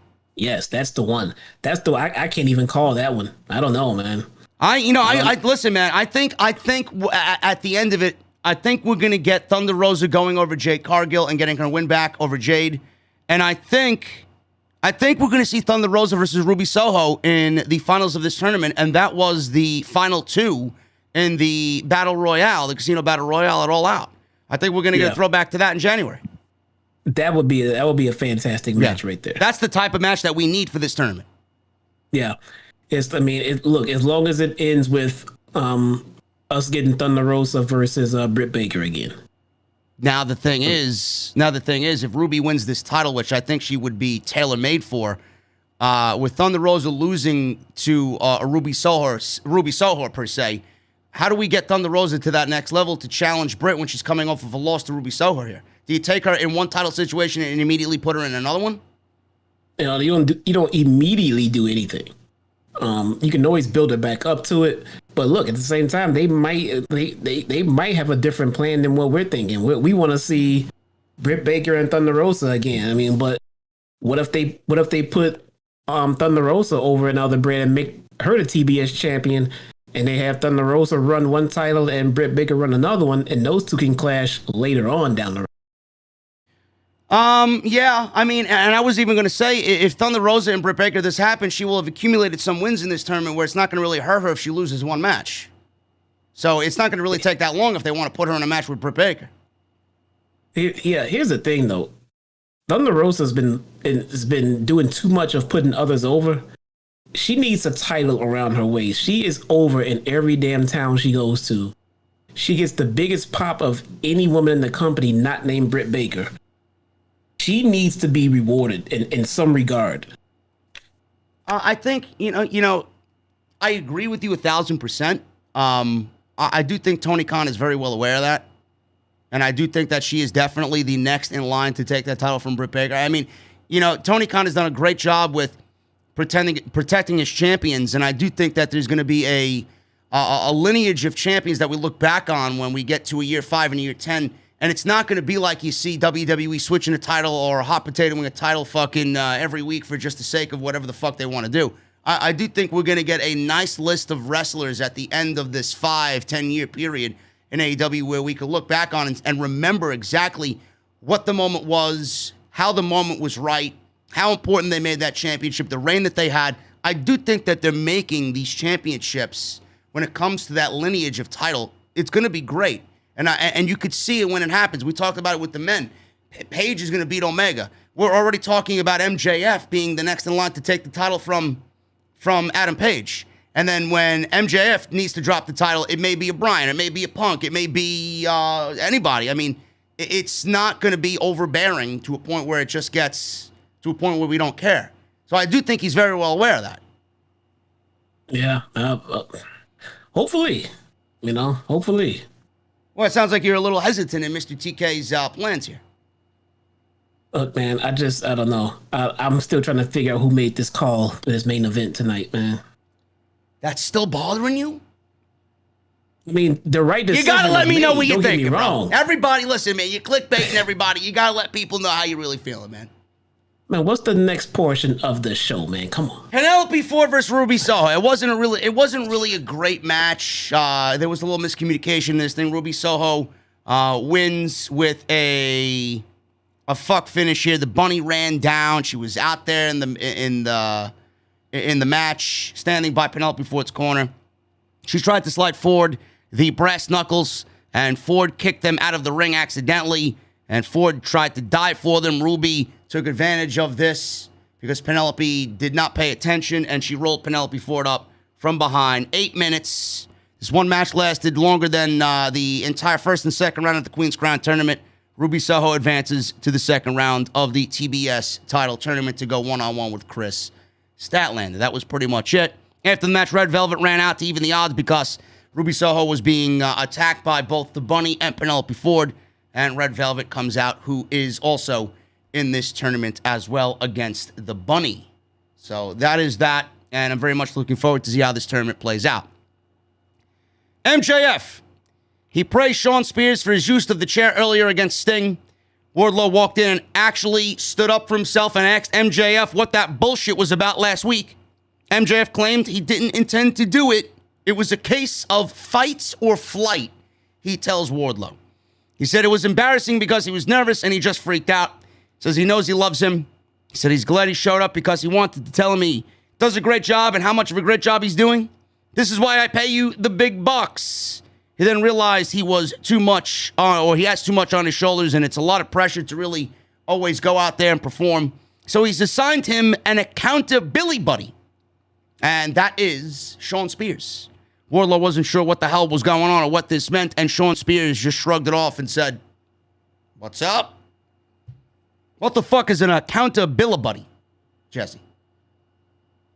All the South Park fans out there, you all know when Butters when they thought Butters was gay, they put him in a gay retreat camp, and to make sure he didn't go back to being gay, you were assigned an accountability, so you guys wouldn't be gay. But then it just turns out they were being gay together. I don't know. It was actually an hilarious episode. But as soon as he said it, right away I started thinking, like, what is he trying to say about these two? But right away all the people got was, what's the accountability? But all of the South Park fans are, did he just call Wardlow and Spears gay? I don't know, but I don't know. I thought it was pretty damn funny. I liked it. Well, we got MJF. I think the most important thing here is Wardlow, instead of giving MJF nasty looks when he says something that he doesn't agree with, we got Wardlow actually standing up verbally now to MJF. Sooner rather than later, we're going to have to get the eventual, all right, now we're on the verge of a split here. Wardlow has the makings of a top guy if they really want to put a lot of resources into him. At some point, Jesse, do you think that Tony Khan is going to really need to give him the opportunity to see what he's really made of? If he is, I guess, as good as everybody says he is for that top spot, he's going to need to get an opportunity from TK? Yeah. MJF is God, just a nuclear hot heel. Nobody is hated by the fans more than MJF. So spinning Wardlow off of that MJF heat and turning him babyface off of MJF will definitely get Wardlow over as a big time babyface when they finally turn on him and have Wardlow kill MJF. For me, I would have had MJF beat Jericho, and then carrying on later when Wardlow turns on MJF. I think Wardlow should have been the first one to beat MJF in a very long time. Yeah. That's where I thought at one point, I thought that's where they were going to go. Yeah. Honestly. Yeah. That would have been the kind of payoff. That's the kind of loss I want to see from someone who's hot like that. Have them lose to someone else who can also benefit from that, that heat and carry on with it. Where's Jericho going with this MJF win? Where's he going with this? I don't know. Nowhere. Yeah. No, nowhere. I mean, he could have lost and been just fine. I mean, the same way MJF is just fine. But let's continue that MJF heat because he is going places up into the company. Jericho is just trying to find somewhere in the company to help where he can. He's not going anywhere towards the top. Yeah. MJF is. Wardlow is at some point someday. So having Wardlow, take down on an MJF streak, that's quite all right with me, man. He'll be so fucking hot for turning on MJF and getting tired of his shit. People will get tired of him getting bullied by MJF. They'll love to see it. Yeah, I think we're gonna get that eventually for sure. Yeah, it's gonna be a great moment. Yep. Anyway, guys, we're gonna talk about the rest of the show. Let's see what's in the chat right now. We got 1,600 in the chat. I appreciate you guys hanging out on your busy Saturday night. I know there's a lot going on. Dynamite was on tonight. Bound for Glory is currently happening right now. Braves are up 4-2 in the top of the ninth inning. They're 2 outs away from the World Series. Will Smith is in. Not getting jiggy with it, Fresh Prince Will Smith, but closer Will Smith for the Atlanta Braves. So I'm keeping an eye on that. I'm looking at my phone while Jesse is handling some of the show here. But I thank you guys, man, for hanging out. Let's hit that thumbs up. We got 777 likes in the chat. Let's try for 1,000 before we get out of here. Super chats are also open. Make sure you guys get them on in. And we'll hang out at the end of the show with a couple of cold beverages. And today's show is once again sponsored by Audible. audibletrial.com/script. Make sure you guys go and get that.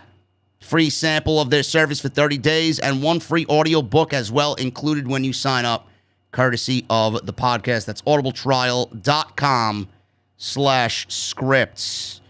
One more out, and the Braves are in the World Series. I'm getting updates via my app, and I'm getting updates via Hoop Media as well, because Hoop Media knows that I should be watching the game, and I'm not, but I'm here with you guys. Hoop Media is overrated. Listen, man, don't listen. Again, Hoop Media is not very pleased with those comments, bro. Listen. Hey, man.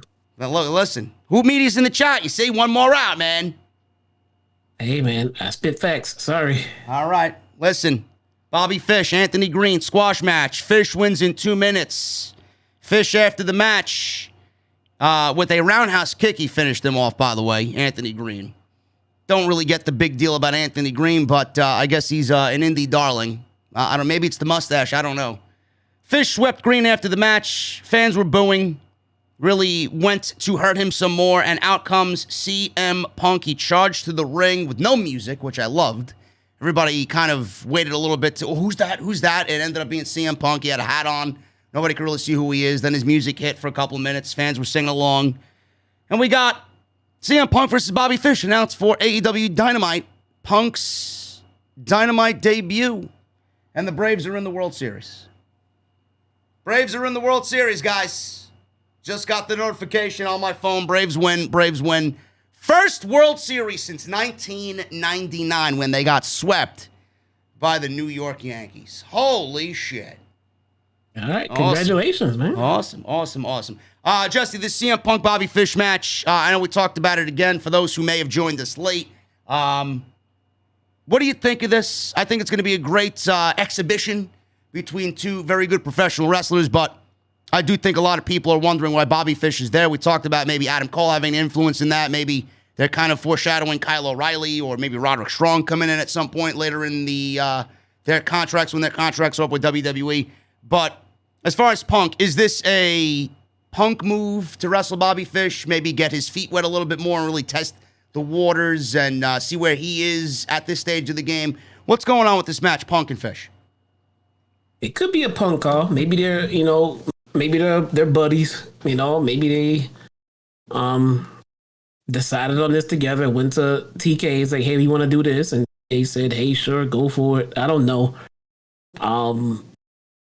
I think it'll be a good match. I don't think it's going to be a great match because, again, I don't see too many people being invested in Bobby Fish. So, I mean, I don't necessarily see a barn burner coming out of this, to be honest, man. Yeah, I mean, it's gonna be nice to see what CM Punk can do against somebody like Bobby Fish. I mean, Darby Allen was great, and Will Hobbs was very good, and Daniel Garcia was excellent against Punk. But Bobby Fish is a veteran of the game. It's going to be a lot different than all three of those guys combined. I think this really is going to push the limits of CM Punk to see what he could really do. He's wrestled the high-flying style against Darby. He's wrestled the mat magician Daniel Garcia. He's wrestled the big guy power. Now this is Bobby Fish is more all around just a general great professional wrestler. So he's really attacking all of the spectrums here as Punk early on. He is, and maybe it's his call because maybe that's how he wants to break himself in. Getting there with the Will Hobbs, getting there with the Fish, getting there with the Garcia. I mean, so maybe this is all for help to get him, situated. That could be the case as well. Yeah, we'll see what happens. I'm kind of intrigued to see what they do on Wednesday night. But Bobby Fish and CM Punk signed, sealed, and delivered Wednesday on Dynamite, guys. So we will be right here covering that show back in its normal time slots right here on the podcast. Tony Schiavone interviewed Lio Rush and Dante Martin.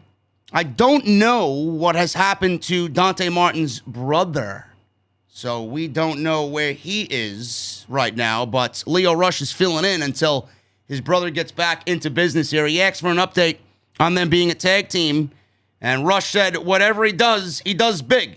He said he needs to mentor Martin and show him the way so he can fly as high as possible. Rush says he can do what Matt Sydal wasn't able to. Dante took issue with that and said Sydal is one of the best in the world. Rush asked, at what exactly? Losing when it counts. The most? Is that what he's good at? Rush says he wants to give Dante a chance to show he can be one of the best in the world. Rush says he knows he can beat Sydal, and they're going to team up against the Sydal brothers next week on Rampage. I don't think this is really necessarily the best way to introduce Lio Rush, Jesse. How do you feel about this? Is it just something to get his feet wet in AEW? Something to give Dante Martin something to do, being that they're very high on him. What's the deal with this? Are you interested in this at all? I mean, off the bat, no. But I could definitely see it being something that Lio Rush could get me interested in. because he is so good at what he does at selling a match or performing in a match as well. It looks like they just want to keep Martin busy. And they've been trying very hard to put this guy over and keep him active and everything else. And I got to say, I think they're doing a pretty good job at keeping him on the surface of what's going on around here. There's been no mention of his brother. That's the alarming part to me. It's not the fact that he's gone and nobody's really talking about him. It's the fact that nobody's talking about him. Yeah. They put him with Leo Rush and just pretended like, okay, we're gonna start forming a tag team. I see the dynamic they're forming there. They already have the ridges in that system in place so that when his brother comes back, he can fit right in and they can kick this guy out, because you can see the dynamic is not really there. Martin not really trusting this guy yet. He doesn't know what's going on, but they're giving this guy something to do, and he is not a talker. That is his biggest issue. He cannot talk on the mic. So putting him with Leo Rush is definitely the reason why these two are together. Yeah, I wish I had an update on Darius Martin. I mean, I'm glad Dante's getting the opportunity, but there's been absolutely no word on Darius Martin injuring his ACL. I guess this is a good fill-in. Leo Rush is fucking fantastic. We're hoping to get him for House of Glory in our return as well. I know Red is definitely on the list of opponents for Rush. I know we'd like to do that at some point, but listen, man, Leo Rush. Yeah, someone in the chat said January for Darius. That's not bad. I guess this is a good layover until then. I mean, I don't think he's ever going to be the same with that ACL injury. We all seen what it did to Seth Rollins. He was never really the same. Took him a year and a half, 2 years almost to really even get back to what he was doing. But that's the thing. I mean, an injury like that will pretty much keep you from being a top tier athlete. But in pro wrestling, all you got to do is change the style a little bit. You just fucking yeah. So we'll keep a close eye on this one too. But Leo Rush and Dante Martin should be an interesting tag team against the Seidel brothers.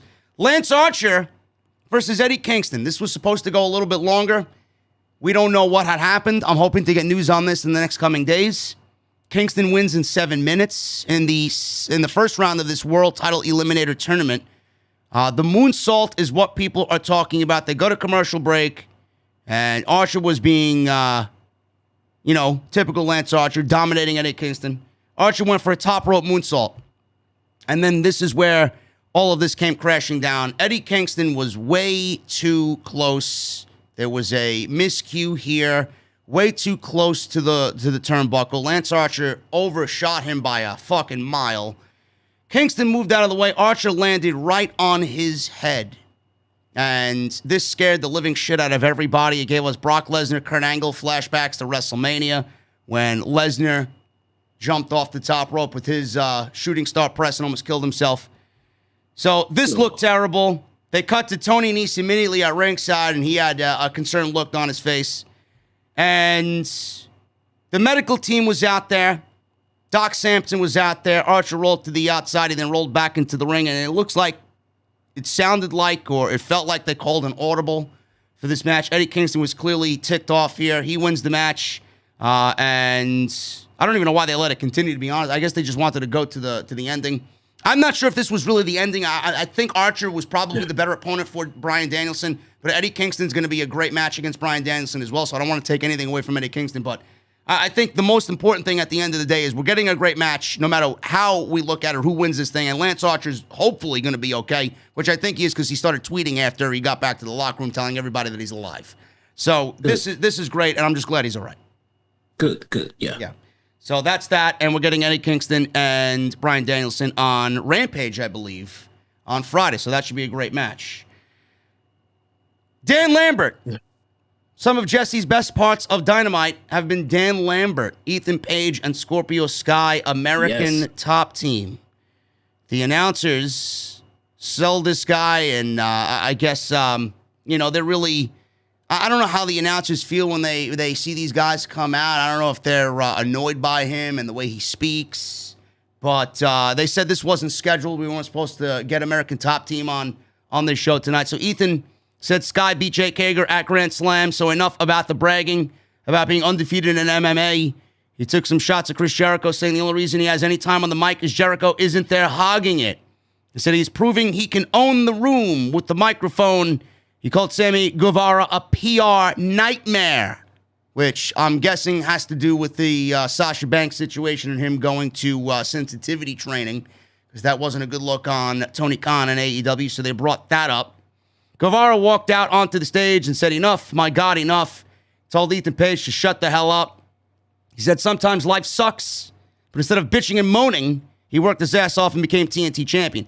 He said if he wants to know why he isn't further in the company, it's because you call yourself all ego Ethan Page. So the only person who gives a shit about him is Ethan Page. He called Lambert a fat-faced dipshit, and he got the crowd to lightly chant along with it.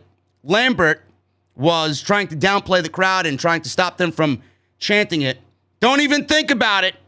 And that's typically what the fans want to see, because they're going to want to say it even more so.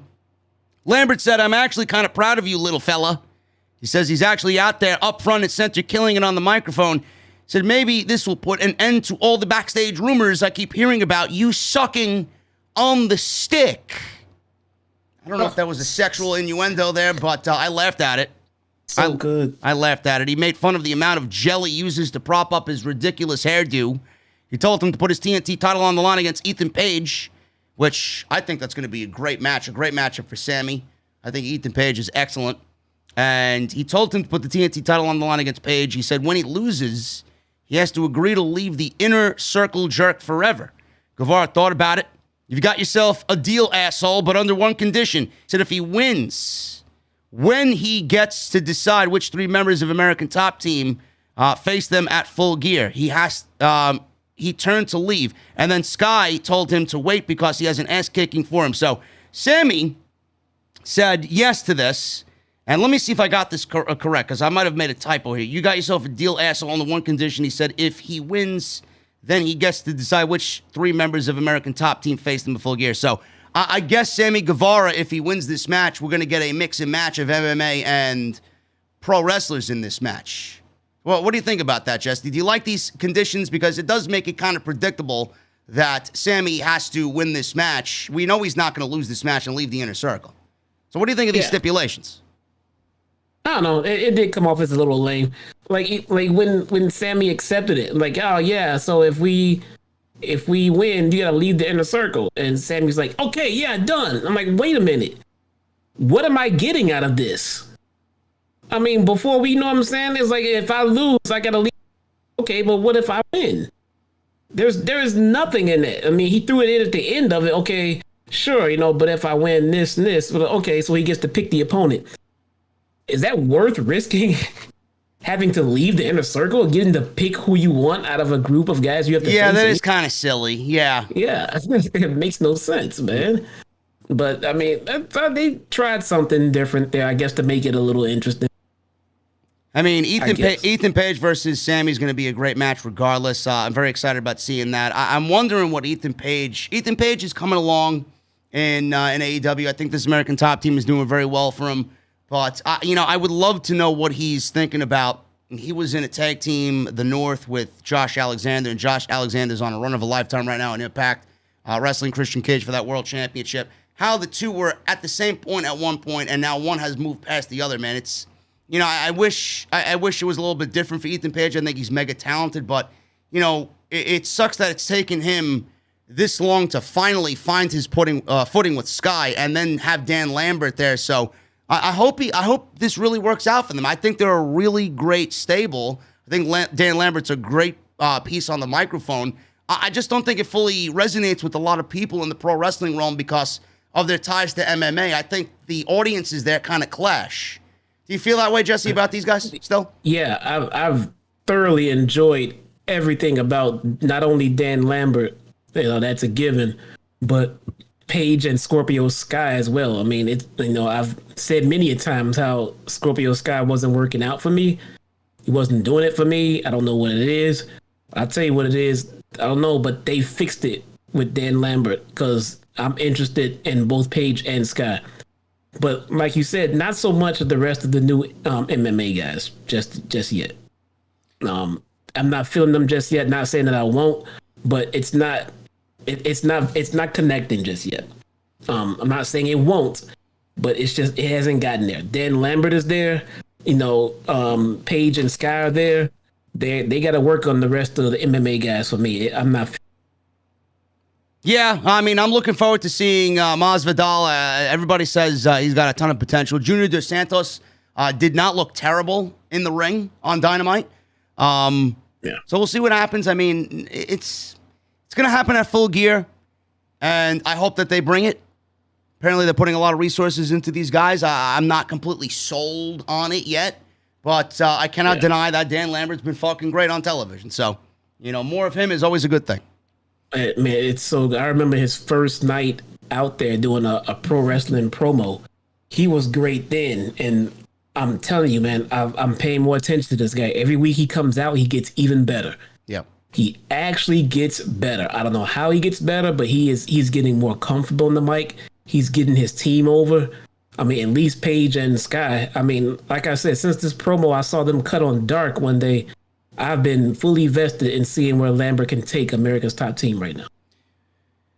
Moving on to Jon Moxley, we got him speaking about facing Preston Vance, number 10 in the Dark Order, on Wednesday on Dynamite in a tournament match. He seemed vulnerable and emotional about, keeping it real and what's going on in his personal life. He said he wanted to talk about his daughter, and he looked into his daughter's eyes, and he said he looked into her eyes, and she squeezed his pinky, and it made him realize he doesn't care about this tournament. He doesn't care about the AEW title, the ratings, the demo, or what was said on social media in regards to him.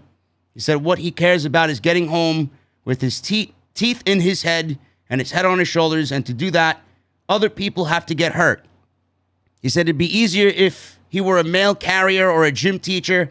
He said, this isn't a ladder climbing contest. It's everybody goes into a dark alley. Only one guy comes out kind of stuff. He told everybody else in the tournament that he'll get them before they get him, and he vowed to win the entire tournament. We're getting Moxley versus Bryan at Full Gear. I want you guys to be very well aware of that. And I think Moxley's going to win the entire tournament. I do. I think he beats Bryan at Full Gear. I can see that. Yeah. And if he turns heel, I don't know. Are we ready for a Moxley heel turn, Jesse? Yeah, of course. Why not? Absolutely, man. There you go. For sure. Can't come out to that fucking silly theme music anymore, though. Oh, God. That'd be the plus for me. I'm getting tired of that shit. He's got to come out to his regular theme music. Yes. Backstage, Adam Page addressed the Dark Order. He said they were all right. He said that they each did what they thought was right. He said if they're going to go back and wrestle the Elites, it's very close to Halloween, and if he knows them, they'd be wearing costumes. The Dark Order need to be wearing costumes as well, so the Dark Order began to speculate on what costumes that they will wear. John Silver suggested he show up as Bambi. I don't know what that says about John Silver, Jesse. Any thoughts? No, don't do this to me. Nope. I've already told you what I thought. We'll leave it there. Listen, better Bambi than Gumby. Yeah. Come on. Nope. Jungle Boy, Brandon Cutler, 2-minute squash. Jungle Boy wins with a snare trap for a quick tap out. That's it. Jungle Boy grabbed the microphone, and I immediately thought of you, Jesse, because Jungle Boy's not really all that keen on the promo side of things, but fans were cheering for him. He said thank you. Working on it. Yeah, he's working on it. He said this was a nice little warm-up. He says he's still feeling good, ready to go again. Then he says, if one of you elite pieces of shit want to come out here right now, I'm still ready to go. So Adam Cole comes out. Adam Cole, baby, no theme music. Jungle Boy then wanted to wrestle Adam Cole here. Adam Cole was in fighting mode. He took off his jacket, and Cole walked out, said Jungle Boy's an embarrassment. He says if he wants to fight the Elite so bad, he's up for that. He took his jacket off, walked to the ring. Jungle Boy and Cole started brawling. Young Bucks then come from behind Jungle Boy and surprise him with stereo super kicks. They delivered a BTE trigger on the stage. They all held Jungle Boy up. The Young Bucks got on commentary for a little bit, yelling into Excalibur's microphone. And they threw Jungle Boy off the stage through several tables down below.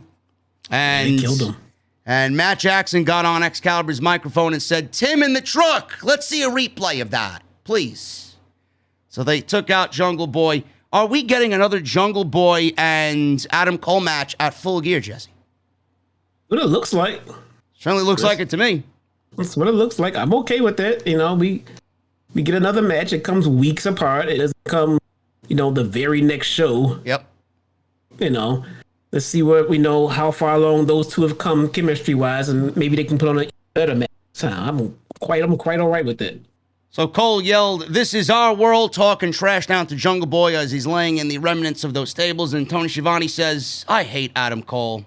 I just hate him." There you go.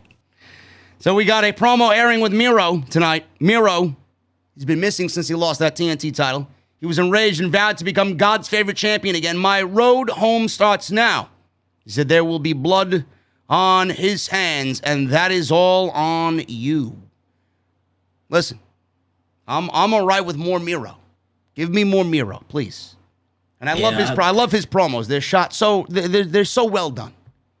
Yeah, I got no complaints on what they're doing with Miro, man. They booked him to lose the title. They sent him away for a little bit. And now they're bringing him back with some promos, and they'll bring him back just as much as a beast as ever. Yep. He lost no ground. No. He lost no ground. No, he still feels as important as he did when he was champion. Yeah, absolutely. And I hope he comes back with CJ. But yeah. he's doing great. Yes, I do think we see her. Yep. The main event, Cody Rhodes, Malakai Black. Malakai Black made his ring entrance first because Cody Rhodes needed to make his as he walks through the center platform coming up in between the heel and babyface ramps, which I know Jesse loves. He just loves that. It's a great presentation for Mr. Rhodes on AEW Dynamite. So he shook hands with Arn Anderson before running to the ring, and the match is underway. Black bailed out after some offense from Cody. Black grabbed the chair. We go to commercial break. During the break, Cody gave Black a crossroads off the apron through a table on the floor that was set up. Schiavone said Cody's back took the brunt of the impact, which it did, and it looked great.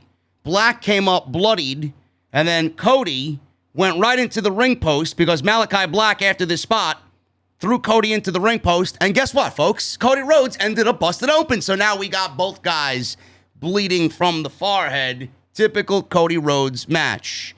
Andrade wasn't Black's hard way though? It might have been because it looked like his head actually hit some of the table down below. Yeah. Yeah, I think Cody is the only one that bladed. I think Black was hard way. Yeah. So Andrade walked down to the ring. He got a big pop. And Andrade motioned to use Arn Anderson's Glock against him, which was great. And then Andrade's assistant Jose entered. He tried to attack Arn Anderson, who was in the ring, with his his notebook or an iPad or whatever the fuck he carries around. But Arn Anderson surprised him and gave him a spine buster. Black is in the ring. This is where things just got out of fucking control. So we got Jose in there getting a spine buster. Black's in the ring after the table spot and busting Cody open. He spits mist in Arn Anderson's face and ended up mostly all over his forehead, but he got blinded anyway. Pac ran out, and he beat up Andrade after their fantastic match on Friday Night Rampage, which was taped a week prior. But Pac was there. Always great to see Pac. Arn was rolling on the floor, selling the mist spot. And they went out and gave him medical attention there. Black and Cody then battled back and forth, rapid fire. Crowd was fucking so into this. It was a great atmosphere in Orlando. Cody hit Crossroads for a 2 count. So Black kicks out of Crossroads. Fans were booing when Crossroads was applied, and he went for the pin. I'm laughing over here, listening to the crowd just completely shit on Cody Rhodes because they thought he was going to win. So after the 2 count, fans were booing. Then they popped big for the kick out. And Cody fired himself up and the crowd booed more. Black dominated Cody some more. He landed a spinning hook kick. Sent Cody into the ropes. Black went for a moonsault at ringside. Cody moved. Cody then dove through the ropes into Black at ringside. More boos for Cody. Black was thrown into the ring, landed a springboard Cody cutter and a crossroads. He held on and went for another crossroads, but he switched to a Tiger Driver 98 for the win. And that's the way he beats Malakai Black. Now, Jesse, what I failed to mention here is the little burst of offense that Cody Rhodes had done to him by Black. There was a situation in this thing where Black hit a springboard moonsault, his signature springboard moonsault that we've seen from him many times before. Then he gets hit with a jumping knee strike, a German suplex, and a Black Mass. And Cody no-sold the Black Mass.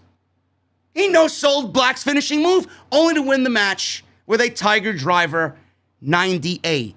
The crowd was clearly upset. They booed the living shit out of Cody Rhodes, and that's the way Dynamite went off the air. Now, I know that you're upset about this, and I know you've been... I loved it. I know you've been toying with me all day, bro. People want to know your opinion on the final of this feud and the winner of this match tonight, Cody Rhodes. I do not think it's going to harm Malakai Black in any way. I think a Black and Andrade pairing against Cody and Pac happening at Full Gear, bro. I mean, you can't say no to that. That should be a fantastic, heat-filled match. What do you really think about this? I don't think that it's that big of a deal. It sounds nauseating. It sounds nauseating. That match, yeah, it does. Why? First Why? off, because Black and Andrade on pay-per-view, bro, that's nauseating to you? First off, I thought Pac and Andrade was done. Pac and Andrade was done. Apparently not. Apparently not. So we're not done with that yet. No. Great. So we got Pac, someone that everyone loves. Andrade, someone that everyone loves. Black, someone that everyone loves. And we got Cody. Yes. Yes. And, what's the problem? man, What's the problem? I gotta tell you, man, this is the most frustrating booking I've seen out of AEW since they've started.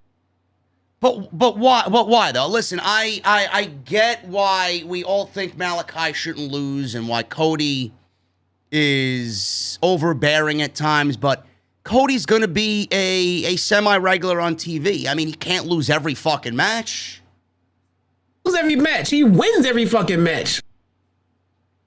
Look, man, but he's lost twice. He's lost twice to Black before after Black has decimated his entire family.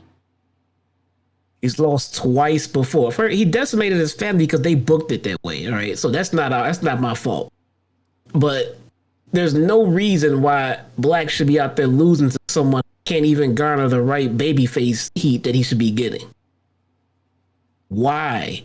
Cody can't even figure out his own character and gimmick right now. He's gonna give someone an L who's undefeated and on a streak and is loved by the fans. Why is Cody winning this match? One good reason. Why is Cody winning this match? Please. Listen, man, I don't know. I don't know. Maybe this is what needed to happen to really facilitate his heel turn. Look, did you hear that crowd tonight? I mean, Cody is a heel now. I don't give a shit what he says or what town he goes into. He's a heel. Dude, you sound like WWE when everyone said, why is Roman still pretending to be a babyface? And they said, well, isn't he already heel? I mean, you can really think about it. No, he's not, dipshits. You book him as a babyface. He'll be heel when you turn him heel. He's not heel. Turn him heel so he can be heel. How do you know what he's going to say if he comes out on Dynamite? Maybe he does cut a heel promo. We don't know. And he'll turn heel next week. But in the meantime, right now, he just beat... He's a babyface, man, who gets booed out of the building. Right. He's taken away from Malakai's heat. Malakai should be getting booed out of the building. But he's getting cheered because Cody can't get cheered, and he's a fucking babyface. All right, so what is the reason? What are they prolonging here? TK knows what the fuck is going on. He knows the heartbeat of his company. He knows what the fans want. Why are they hesitating, physically turning this guy heel and confirming he's a heel? What are they waiting? They must be waiting for something. There's no way you can convince me that Tony Khan doesn't know what the fuck's going on here. Look, I get in theory what you're thinking as far as, well, he's heel because he won this match like that. It doesn't work like that when you go over another heel. When he wins that way over another top babyface, then I can look at that as that was a heel move. If he beat Jungle Boy in the same manner that he beat Malakai tonight, I would go ahead and say, yeah, they're starting a heel turn right there, because there's no way he should be kicking out and no-selling this babyface's finishing moves and then getting up and still beating him. Yeah. But he did it to a baby. He did it to a heel. So what happens now? Are they going to end up turning Black babyface so they can get Cody to go heel? They didn't do this against the right person. If this is the plan that they had for it, you're supposed to do it against another babyface, not someone who's trying to get the booze that Cody is stealing. Listen, man, at the end of the day, I thought what we got was a very good main event. It takes the feud into the next phase. It includes Andrade, Black, and now Pac. We may be getting a superstar tag team match at Full Gear. I can't really complain about those aspects of it. I agreed that I don't think Black should have lost. But at the end of the day, I don't really think it takes away from Black's momentum at all. I think he's actually a little bit stronger for it in the end because of how fucking popular he's been. There's been some hesitation on, is Black going to get over? Is Black going to be used the right way? I think he's been used flawlessly in AEW so far, and I think the fans really love what he's presenting. I don't think it harms him in any way at all.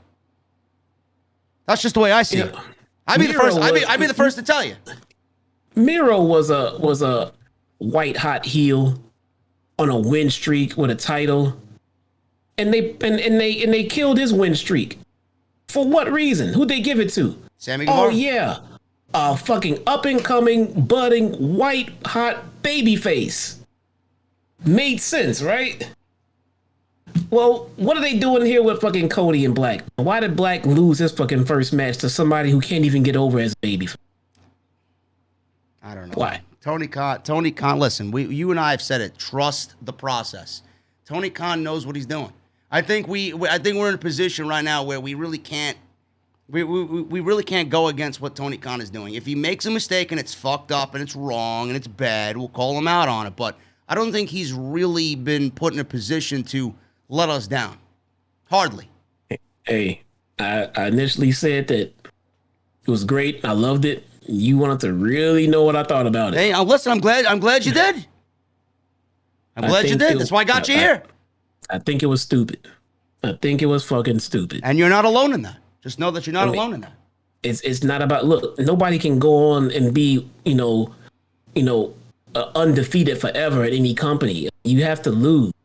But if you start off a streak like this and you get, this kind of, heel heat and momentum behind him, make sure he loses to somebody who the crowd can get behind and can appreciate them beating this asshole of a heel. Not like Cody. Yeah. Who wins that? Who gets over on that? Cody's not getting over clearly. But Black's not going to come out looking better because he lost to somebody who's getting booed out of the building. Who's getting over here tonight? Who? Well, Black is over. Black lost to fucking Cody. He didn't get over in that match at all. He didn't look good in the loss. No, he did not get over at all in that. Listen, we'll see the next phase of this. I'm sure this is going to continue on Dynamite. I mean, I get what I made my fucking flag fall again. I get so pissed. See? Listen, it's the spirit of Cody Rhodes, bro. He doesn't like what you're talking about here. And now I'm going to get fucking blocked by Cody. No, you're not. You're not going to get blocked like Cody. We love AEW here. We love Cody Rhodes here. In the grand scheme of things, at the end of the day, we think Cody Rhodes is fantastic at what he does. We just don't know why he's got to win all the time. Anyway. Supposed to be here to get people over, man. I don't see how this win is going to help Malakai get over it in any way whatsoever. Bro, listen, this is Cody's game, and it's how you play it, bro. Not Cody's game. He's the game. He's the cerebral assassin. It's funny you say that. I legit thought that Cody was going to give Malakai a pedigree and just solidify him. I swear to God, man, I failed to bring that up, man. I thought the same fucking thing. I really did. I really thought he was going to do it to troll everybody. Yeah. Then I would have agreed, yeah, they're definitely playing it. I thought he was going to pull a pedigree off to make sure that he was the ultimate burial, man. Oh man, that would have been great. I think I would have fucking laughed my ass off if I seen that. Yeah, right. I mean, right now, and look, and people want to say like, "Oh man, you know, I don't agree with you." I am consistent in my thinking in this one, as consistent as I was with talking about Roman Reigns for years. I mean, he can go in the ring, nobody's ever disputing that. But this messed up dynamic that he has with fans as a babyface is messing with the heels that he's being put in feuds with. It's messing up everyone's dynamic. I mean, the babyface getting booed messes up the dynamic for everyone in the match. No one's getting over. All right, well, listen, Cody of all people knows what you're talking about here. He knows. TK knows. I don't know why they're prolonging it. I don't. Yeah, I don't. I'm aware. I'm self-aware that I know that they are aware of it. Plus, I saw in the promo to the Road to the Top that Cody mentioned it to the confessional camera in this show where he's talking about getting booed out of the building and things like that. I was almost interested to watch the episode to see what they were talking about, the one with Tony Khan and anything else. But I didn't. I didn't go that far into it. Yeah, I think at the end of the day, a lot of people do agree with what you're saying, and I think we need to find some comfort in knowing that this isn't WWE and this isn't Vince McMahon who just neglect the fans at every twist and turn. Cody knows and Tony Khan knows exactly the reactions that Cody Rhodes is getting. And I know that they know that it's going to be best if he turns heel and really confirms that he's a heel. And it's trending that way. I think it's going to happen. I don't know the one big question is, I don't know why they're waiting so long. Maybe they're waiting for something to happen. Maybe there's another part of the storyline that we're not really picking up on. We don't know. I don't know. I would love to see what's going to happen down the road. Maybe turn back and say, yeah, I think I'm glad that Cody beat Malakai Black then. Yeah. Yeah, no, I would love to see how that comes around. I highly doubt that's going to happen. Even if they do even if they end up doing a successful turn for Cody and everything else, there's no way I'm going to believe that this successful turn could not have happened with Cody losing to Malakai Black. All right, listen, you want something that's, if you're an Impact Wrestling fan, going to tick people off. Deonna Purrazzo lost the Impact Women's Championship to Mickie James tonight. Oh, God. How is that a productive fucking creative move? Are you fucking serious? Hey, look, man. We got to wait for the long-term booking. There might be something down the road to explain this. Listen. No. Right. No. See? No. See? And the Inspiration, formerly the Iconics, won the Impact Knockouts Tag Team titles. Has anybody watched this show? Can anybody confirm to me that they're better than they were on WWE? Because I'm not seeing it. And did Braun Strowman debut on tonight's show? Somebody in the chat, let me know. We're going to go over these super chats. I appreciate you guys joining us on the podcast tonight. Get those super chats in. Hit that thumbs up. We are 80 away from 1,000 likes on the live stream. So make sure you guys continue to hit that thumbs up. Hit that subscribe button down below. Turn on the bell for notifications. And make sure you guys continue to hit that join button. Become a channel member and become a VIP here on Off the Script. Braun Strowman did not debut with Impact tonight. That is crazy. I'm surprised by that. I don't know why. I hope he doesn't join Tony Khan. God. Anyway, let's start at the top here with these super chats. We got Michelle Moran with a $2 super chat. I love the slow build to Wardlow MJF's split. Yes, it's going to be great. You know it with a $5 super chat. F Cody Rhodes. Just fuck him. Where's my turn? MJF was Hook tonight. Who owns the mic? I do. I don't know. Yes, we love MJF and fuck Cody Rhodes. Golden Boy with a $5 super chat. Don't understand why Cody had to win here. Maybe it's setting up for Cody to lose in a retirement match. Think that's a possibility, JD and Jesse. Cody Rhodes is not retiring. Nope. He is not retired. I don't know why anybody would immediately think that, but he's not going anywhere. Tony Brown with a $4.99 super chat. JD and Jesse, I assume Cody is tone deaf to booze. Also, Red Velvet is AEW's Sasha Banks. Fine. OTS for life, says Tony Brown. Well, first, let me go back to the last, chat about Cody Rhodes retiring. He's mentioned this before on his own, and he went out there and did a fucking strip tease on his own. So it's not out of the realm of possibility for people to be booking him to retire. He's teased it on his own. Yeah. So that's where it's coming from. Him saying it, him doing it. We got my boy James with a former membership, Jerry and Jesse, and the OTS fam. I love you. Have work in the morning. Heading to bed. This review will be just the thing for the morning. Thank you, brother. Thank you for re-upping for 4 straight months. We got Trey Van Gerrick with a $9.99 super chat. Don't agree with having Cody win here. Where do they go now? They should have done a double turn as Cody is still hated. Also, hope the Braves win it all, but I see them getting swept by the Houston assholes. Bro, the Braves are not getting swept. Come on now. This team is too good, man. They battle through everything. They're not getting swept.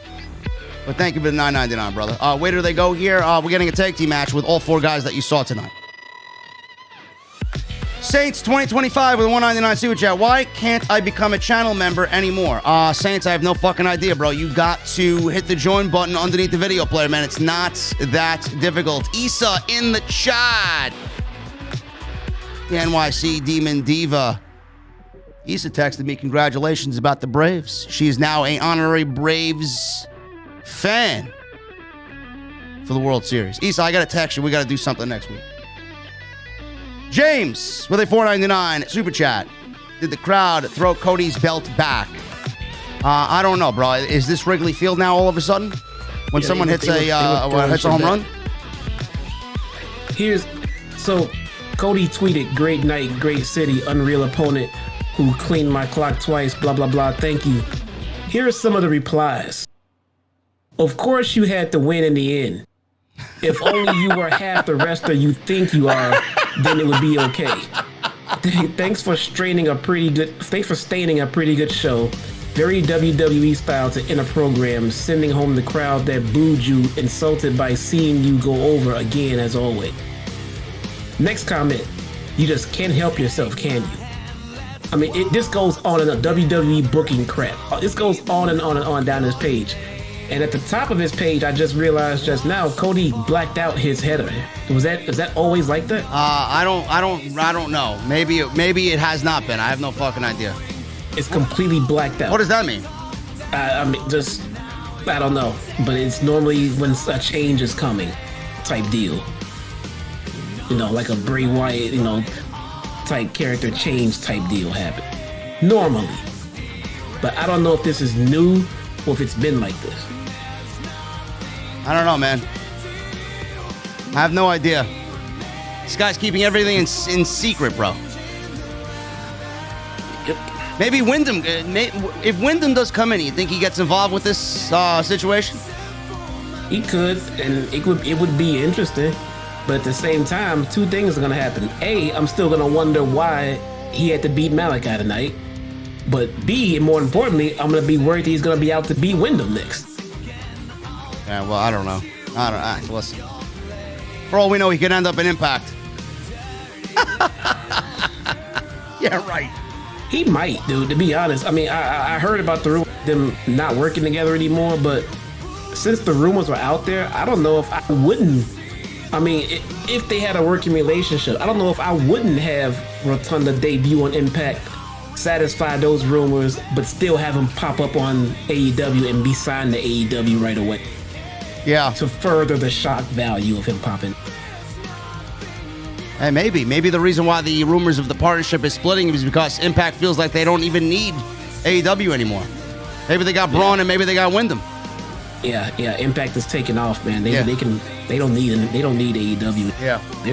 They're off to the stratosphere, bro. Grayman Media with a $2 super chat. Cody hate is a masterclass in the Twitter hate mob. Yes, it is. Yes, it is. It's almost as big as JD hate. He brought it on himself with this booking, man. I peeped it. I peeped it when he beat Anthony Ogogo and QT Marshall. I mean, they may not be big names, but at the same time, they were guys who needed a W more than Cody did at the time of the match happened. Yeah.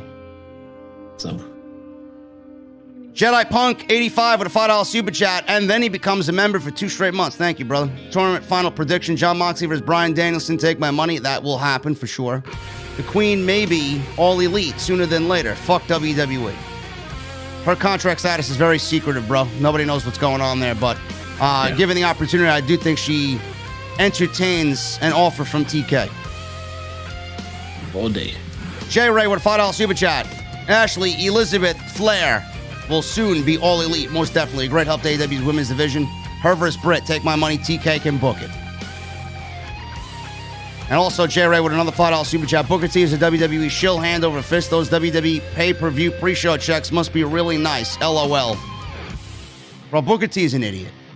Oh, God, dude. He's a fucking idiot, dude. He's an idiot, but at the same time, is he really, though? I mean... No, he's not going to bite the hand that feeds him. That's all. Yeah, exactly. Yeah, so. I mean, come on, dude. Give the guy a break. Call his comments stupid because they're stupid. But is he stupid though? His comments are stupid, but he's not. I mean, don't shit where you eat, bro. Yeah. Bradley Robin with a $1.99 super chat. My Red Sox are done. You jinxed us. LOL. Go Braves. I'm sorry, Bradley. I would have loved a Red Sox Braves World Series, man. The energy in Fenway would have been great. I would have even made the trip out there. But we're getting Houston. Sting 29 with a $9 super chat. How dare AEW have a women's tournament with matches that last more than 2 minutes? So much good on tonight's show. AEW is the #1 promotion in the world. Creatively right now, absolutely. J. Ray with a $10 super chat. 2 years in AEW is doing great. The ratings war with WWE is hilarious to me, but fun to keep up with. AEW is more consistent, best shows by a home run. A home run by Eddie Rosario. Shout out to you, Braves, JD. You must have sent this early on in the stream, bro. Eddie Rosario is going to win that NLCS MVP for sure. He had a historic series tonight. Sting 29 with another $5 super chat. Turn Cody heel already, especially after tonight. Bobby Fish for CM Punk, possible show stealer. Pay attention, Vince. This is how you use talent.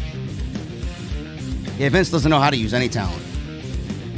I mean, look what they're doing with Shit Row already. Isaiah Swerve Scott is a tag team wrestler now, and Top Dollar is a singles guy. According to Mike Johnson of PW Insider. I hope that's not the case. I hope what I read is a troll there. To be honest with you. Bro, I mean, I feel like a broken record, but again, I find it much easier to just stop invested into WWE character. Yeah. So when stuff like this inevitably happens, you find yourself not caring as much. I really don't care that they just ruined Hit Row. Yeah. I don't care that they're getting ready to ruin Cameron Grimes. These are guys that I cared about. So I stopped caring about them. So now when they get buried by the main roster, I don't give two shits. Mark Elaine Lazario. JD equals balanced journalism. Jesse equals AEW shill. No IQ equals #1. Yeah, I'm definitely a shill at this point, dude. I mean, bro, I don't know what day of the week people get confused with here, man. One day I'm an AEW shill. One day I'm a WWE dick rider. I don't know. If I was on Tony Khan's payroll, I think you'd all know by now. People get offended. Dude, you can call me an AEW shill all day long because you're just telling me that I'm interested in a wrestling product that does not insult the fans' intelligence. Yeah. I am. That's me. God Tongue with a $5 super chat. After tonight, I understand the Cody hate. I trust Malakai will recover, but he shouldn't need to. Exactly right. Exactly right. CJBYM21 with a $5 super chat. To touch back on the MJF Wardlow talk, do you guys think when Wardlow turns, will his reaction be like Batista-esque when he turned on Triple H? I think the correlation will be there, yeah? Yeah, I think it'll be a spot-on comparison. Jeremy Lewis with a $5 super chat. I believe I've seen Anthony Green's future or even start in GTS wrestling with your boy Grimm. Even the loss he got quite the rub tonight. You seen him featured on GTS Wrestling. That's good for him. I'm not a fan. P. Mac with a $10 super chat. JD, I've been MIA in the hospital for the past 2 months. Not C19. Remember how I said I had a brain leisure? I want to show love because I had to show my wife the show on Blue Chew. I was in there 2 months ago. Had to get it in. Now, P-Mac, I'm sorry about that, brother. I'm sorry that you spent the 2 months. Me too. I don't know what he meant by the end. I want to show love because I had to show my wife and Blue Chew, and I was in there 2 months. That sounds disgusting. I don't know what you meant by that, P-Mac, but listen, I hope you get well, brother. Get home. If you're home already, stay home. Get well. Zach R. with a $4.99 super chat. Hey, JD, haven't been a member long, but I love the show, man. Sad about the Dodgers losing, but I'm hoping Braves destroy the Astros in the series. Bro, didn't the Dodgers win the World Series last year? Can't win it every year, man. The Braves were due. The Braves are due. They haven't been to the World Series since 1999. And I think the Braves are the odds-on favorite just in the fans' eyes because they hate the Astros because they cheat. P-Mac with a $5 super chat. Final four, Jade, Rosa, Soho, Shida. Rosa giving Jade her first loss. Final, Soho versus Rosa, Ruby Soho, new TBS champ. Yep, absolutely.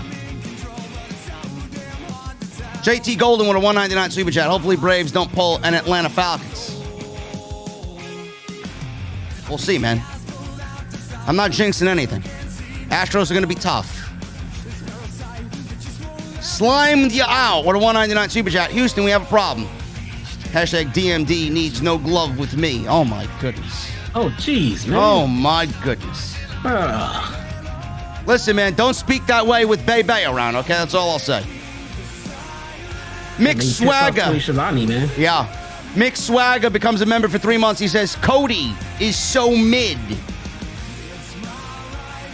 Some may agree with you. Willie Martin with a $20 super chat. Hey, gang. I didn't catch Dynamite or the podcast tonight because I just got married and had my reception. This guy's getting married and he's still in the fucking super chats, man. Holy shit. He's still doing super chats. Bro, listen, go get trash, bro, and go do what you got to do there. We'll definitely catch up. Just wanted to stop by the venue and take a shot with you, Jesse, and everyone else as a new husband. Bro, take some Blue Chew and go enjoy your night, bro. Yeah. There you go, brother. Thank you so much, Willie, and enjoy yourself, man. Congratulations. Mr. Cake with a $10 super chat. I was just part of the best Twitter space ever about Black losing. My issue was Black Andrade versus Cody Pack, the natural progression for this feud. They've never interacted. Good point. Listen, Cake, I can't deny that you're not making sense here, but I thought Pac and Andrade was over, so we're not because of this potential tag match. Cody beating Black is souring on everybody. This shit is going off the rails, this whole feud. I don't know. We'll see. Mr. Cake with a $2 super chat as well. I would have booked Black to win a year straight. It have to be a year straight. That's not even necessary. Bro, when Black beats Sammy Guevara for the TNT title, I think we will all forget what happened here tonight. Oh, we'll probably be pissed about that. Sammy shouldn't be losing that title right now. Trust Tony Khan. That's all I will say. Jacob Donnelly with a $5 super chat. From the clips I saw, the Inspiration are still terrible. They even do the same pose they did in WWE. Oh my goodness. I will go out of my way to watch this and blast them on social media. What did you expect, though? I mean, come on. I don't know. Right. I mean, how desperate is Impact to get the titles off of Rosemary and Havoc and put them on two women who can't fucking spell the word wrestle? Because they were in WWE. As Sasha and Bailey. I don't know. That's why those titles don't mean anything anymore. Demeter Bullion Jerky JD from Sydney, 209. With an Australian $2.37. LaMelo Ball is going to be at Raw Monday. My doggy JD. Thank you, Demeter. Appreciate it, bro. Did they try that already? I don't know. Did they? I have no idea. Yeah, and then they got on stage and started spitting out shit they shouldn't be saying on live TV. Listen, you know what's going to be on Raw? Matt Riddle and Randy Orton versus AJ Styles and Omos in a rematch from Crown Jewel for the Raw Tag Team titles. Already announced. Ooh, oh, man. Oh, man. The new era of Raw begins with rematches. Imperitator with a UK $5 super chat. This is my first message. Deanna losing the Knockouts titles BS. TK needs to buy her contract out. It'd be awesome addition to the women's locker room in AEW. Yes, she would. Hollywood Guy with $5 super chat. If the door is closed in Impact, is Christian going to be losing the title and come back to AEW? Yes. Yes. Yes. Or just dropping it and just coming on back. Ricardo Linnell with a $5 super chat. Ding dong, the Dodgers are dead. Congrats to the Braves. Happy for you, JD. Also happy for Will Smith, Adam Duvall, and Adrianza, all ex-Giants. Duvall's been good, man. Will Smith has been a lot better than he has been. He's kind of settled in, but he needs to keep it up, man. We're not done yet. Desmond Dukes with a $50 super chat. Thank you, brother. That's a lot of money. I appreciate you very much. Braves win. Dynamite was great, and JD and Jesse are the best duo in the IWC. We were definitely number one tonight. I checked the numbers. Thank you, Desmond. Happy to be back talking AEW on the podcast. Furious Nation with a $5 super chat. What's up, JD? How's it going, man? What would your reaction be if Braun Strowman went to AEW? Also, go Braves. Hope they win the World Series. My reaction would be one of sheer terror. Braun Strowman does not need AEW, and AEW does not need the Strowman Express. If Braun Strowman shows up in AEW, I'm going to side with Melissa Santos. Yep. Because where the fuck is Brian Cage if I'm getting Braun Strowman on my TV? I have no idea. Why am I getting Bobby Fish in the ring with CM Punk and I don't have Brian Cage on my TV? It's a good question. I don't think TK's that stupid. He doesn't need Braun Strowman. And I don't think the fans would really, in AEW anyway, take to Braun Strowman. I think he'd have a very difficult time getting over. Yes. Branch Oak with a $4.99 super chat. Don't care what happens next with AEW. I'm done. It's just as bad as WWE. Thanks, Cody. Also, please do a show with Solomonster or Don Tony. Branch Oak, you're way out there, bro. Now, I don't like it either, but I mean, yes, let's not make some harsh decisions here. I mean, yeah. That's the worst that AEW could do to get you to stop watching, bro. Have you watched Monday Night?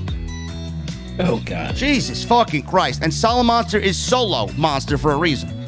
And Don Tony doesn't need me on the show. He's been doing this longer than I've been alive, so. Hoyt Reynaldo with a $1.99 super chat. What happened to Jimmy Havoc? I miss him in the ring. You may be the only one, Hoyt. Hey, you got canceled, bro. Yeah, you may be the only fucking one legitimately, Hoyt. I'm sorry to hear that.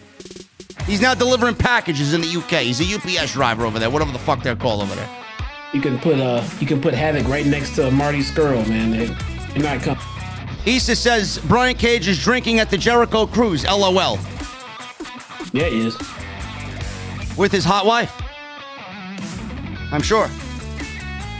Mr. Cake with a $2 super chat. Kudos to the AEW. Kudos to AEW for getting Nice when we expected Buddy. I want them to say, man. They're both fantastic. I think Buddy ends up with Impact. Yeah. Furious Nation with a $5 super chat. Cody vs. Black was good tonight, but wrong winner, though. However, Black will be fine, but Cody needs to turn heel, in my opinion. Hopefully he does.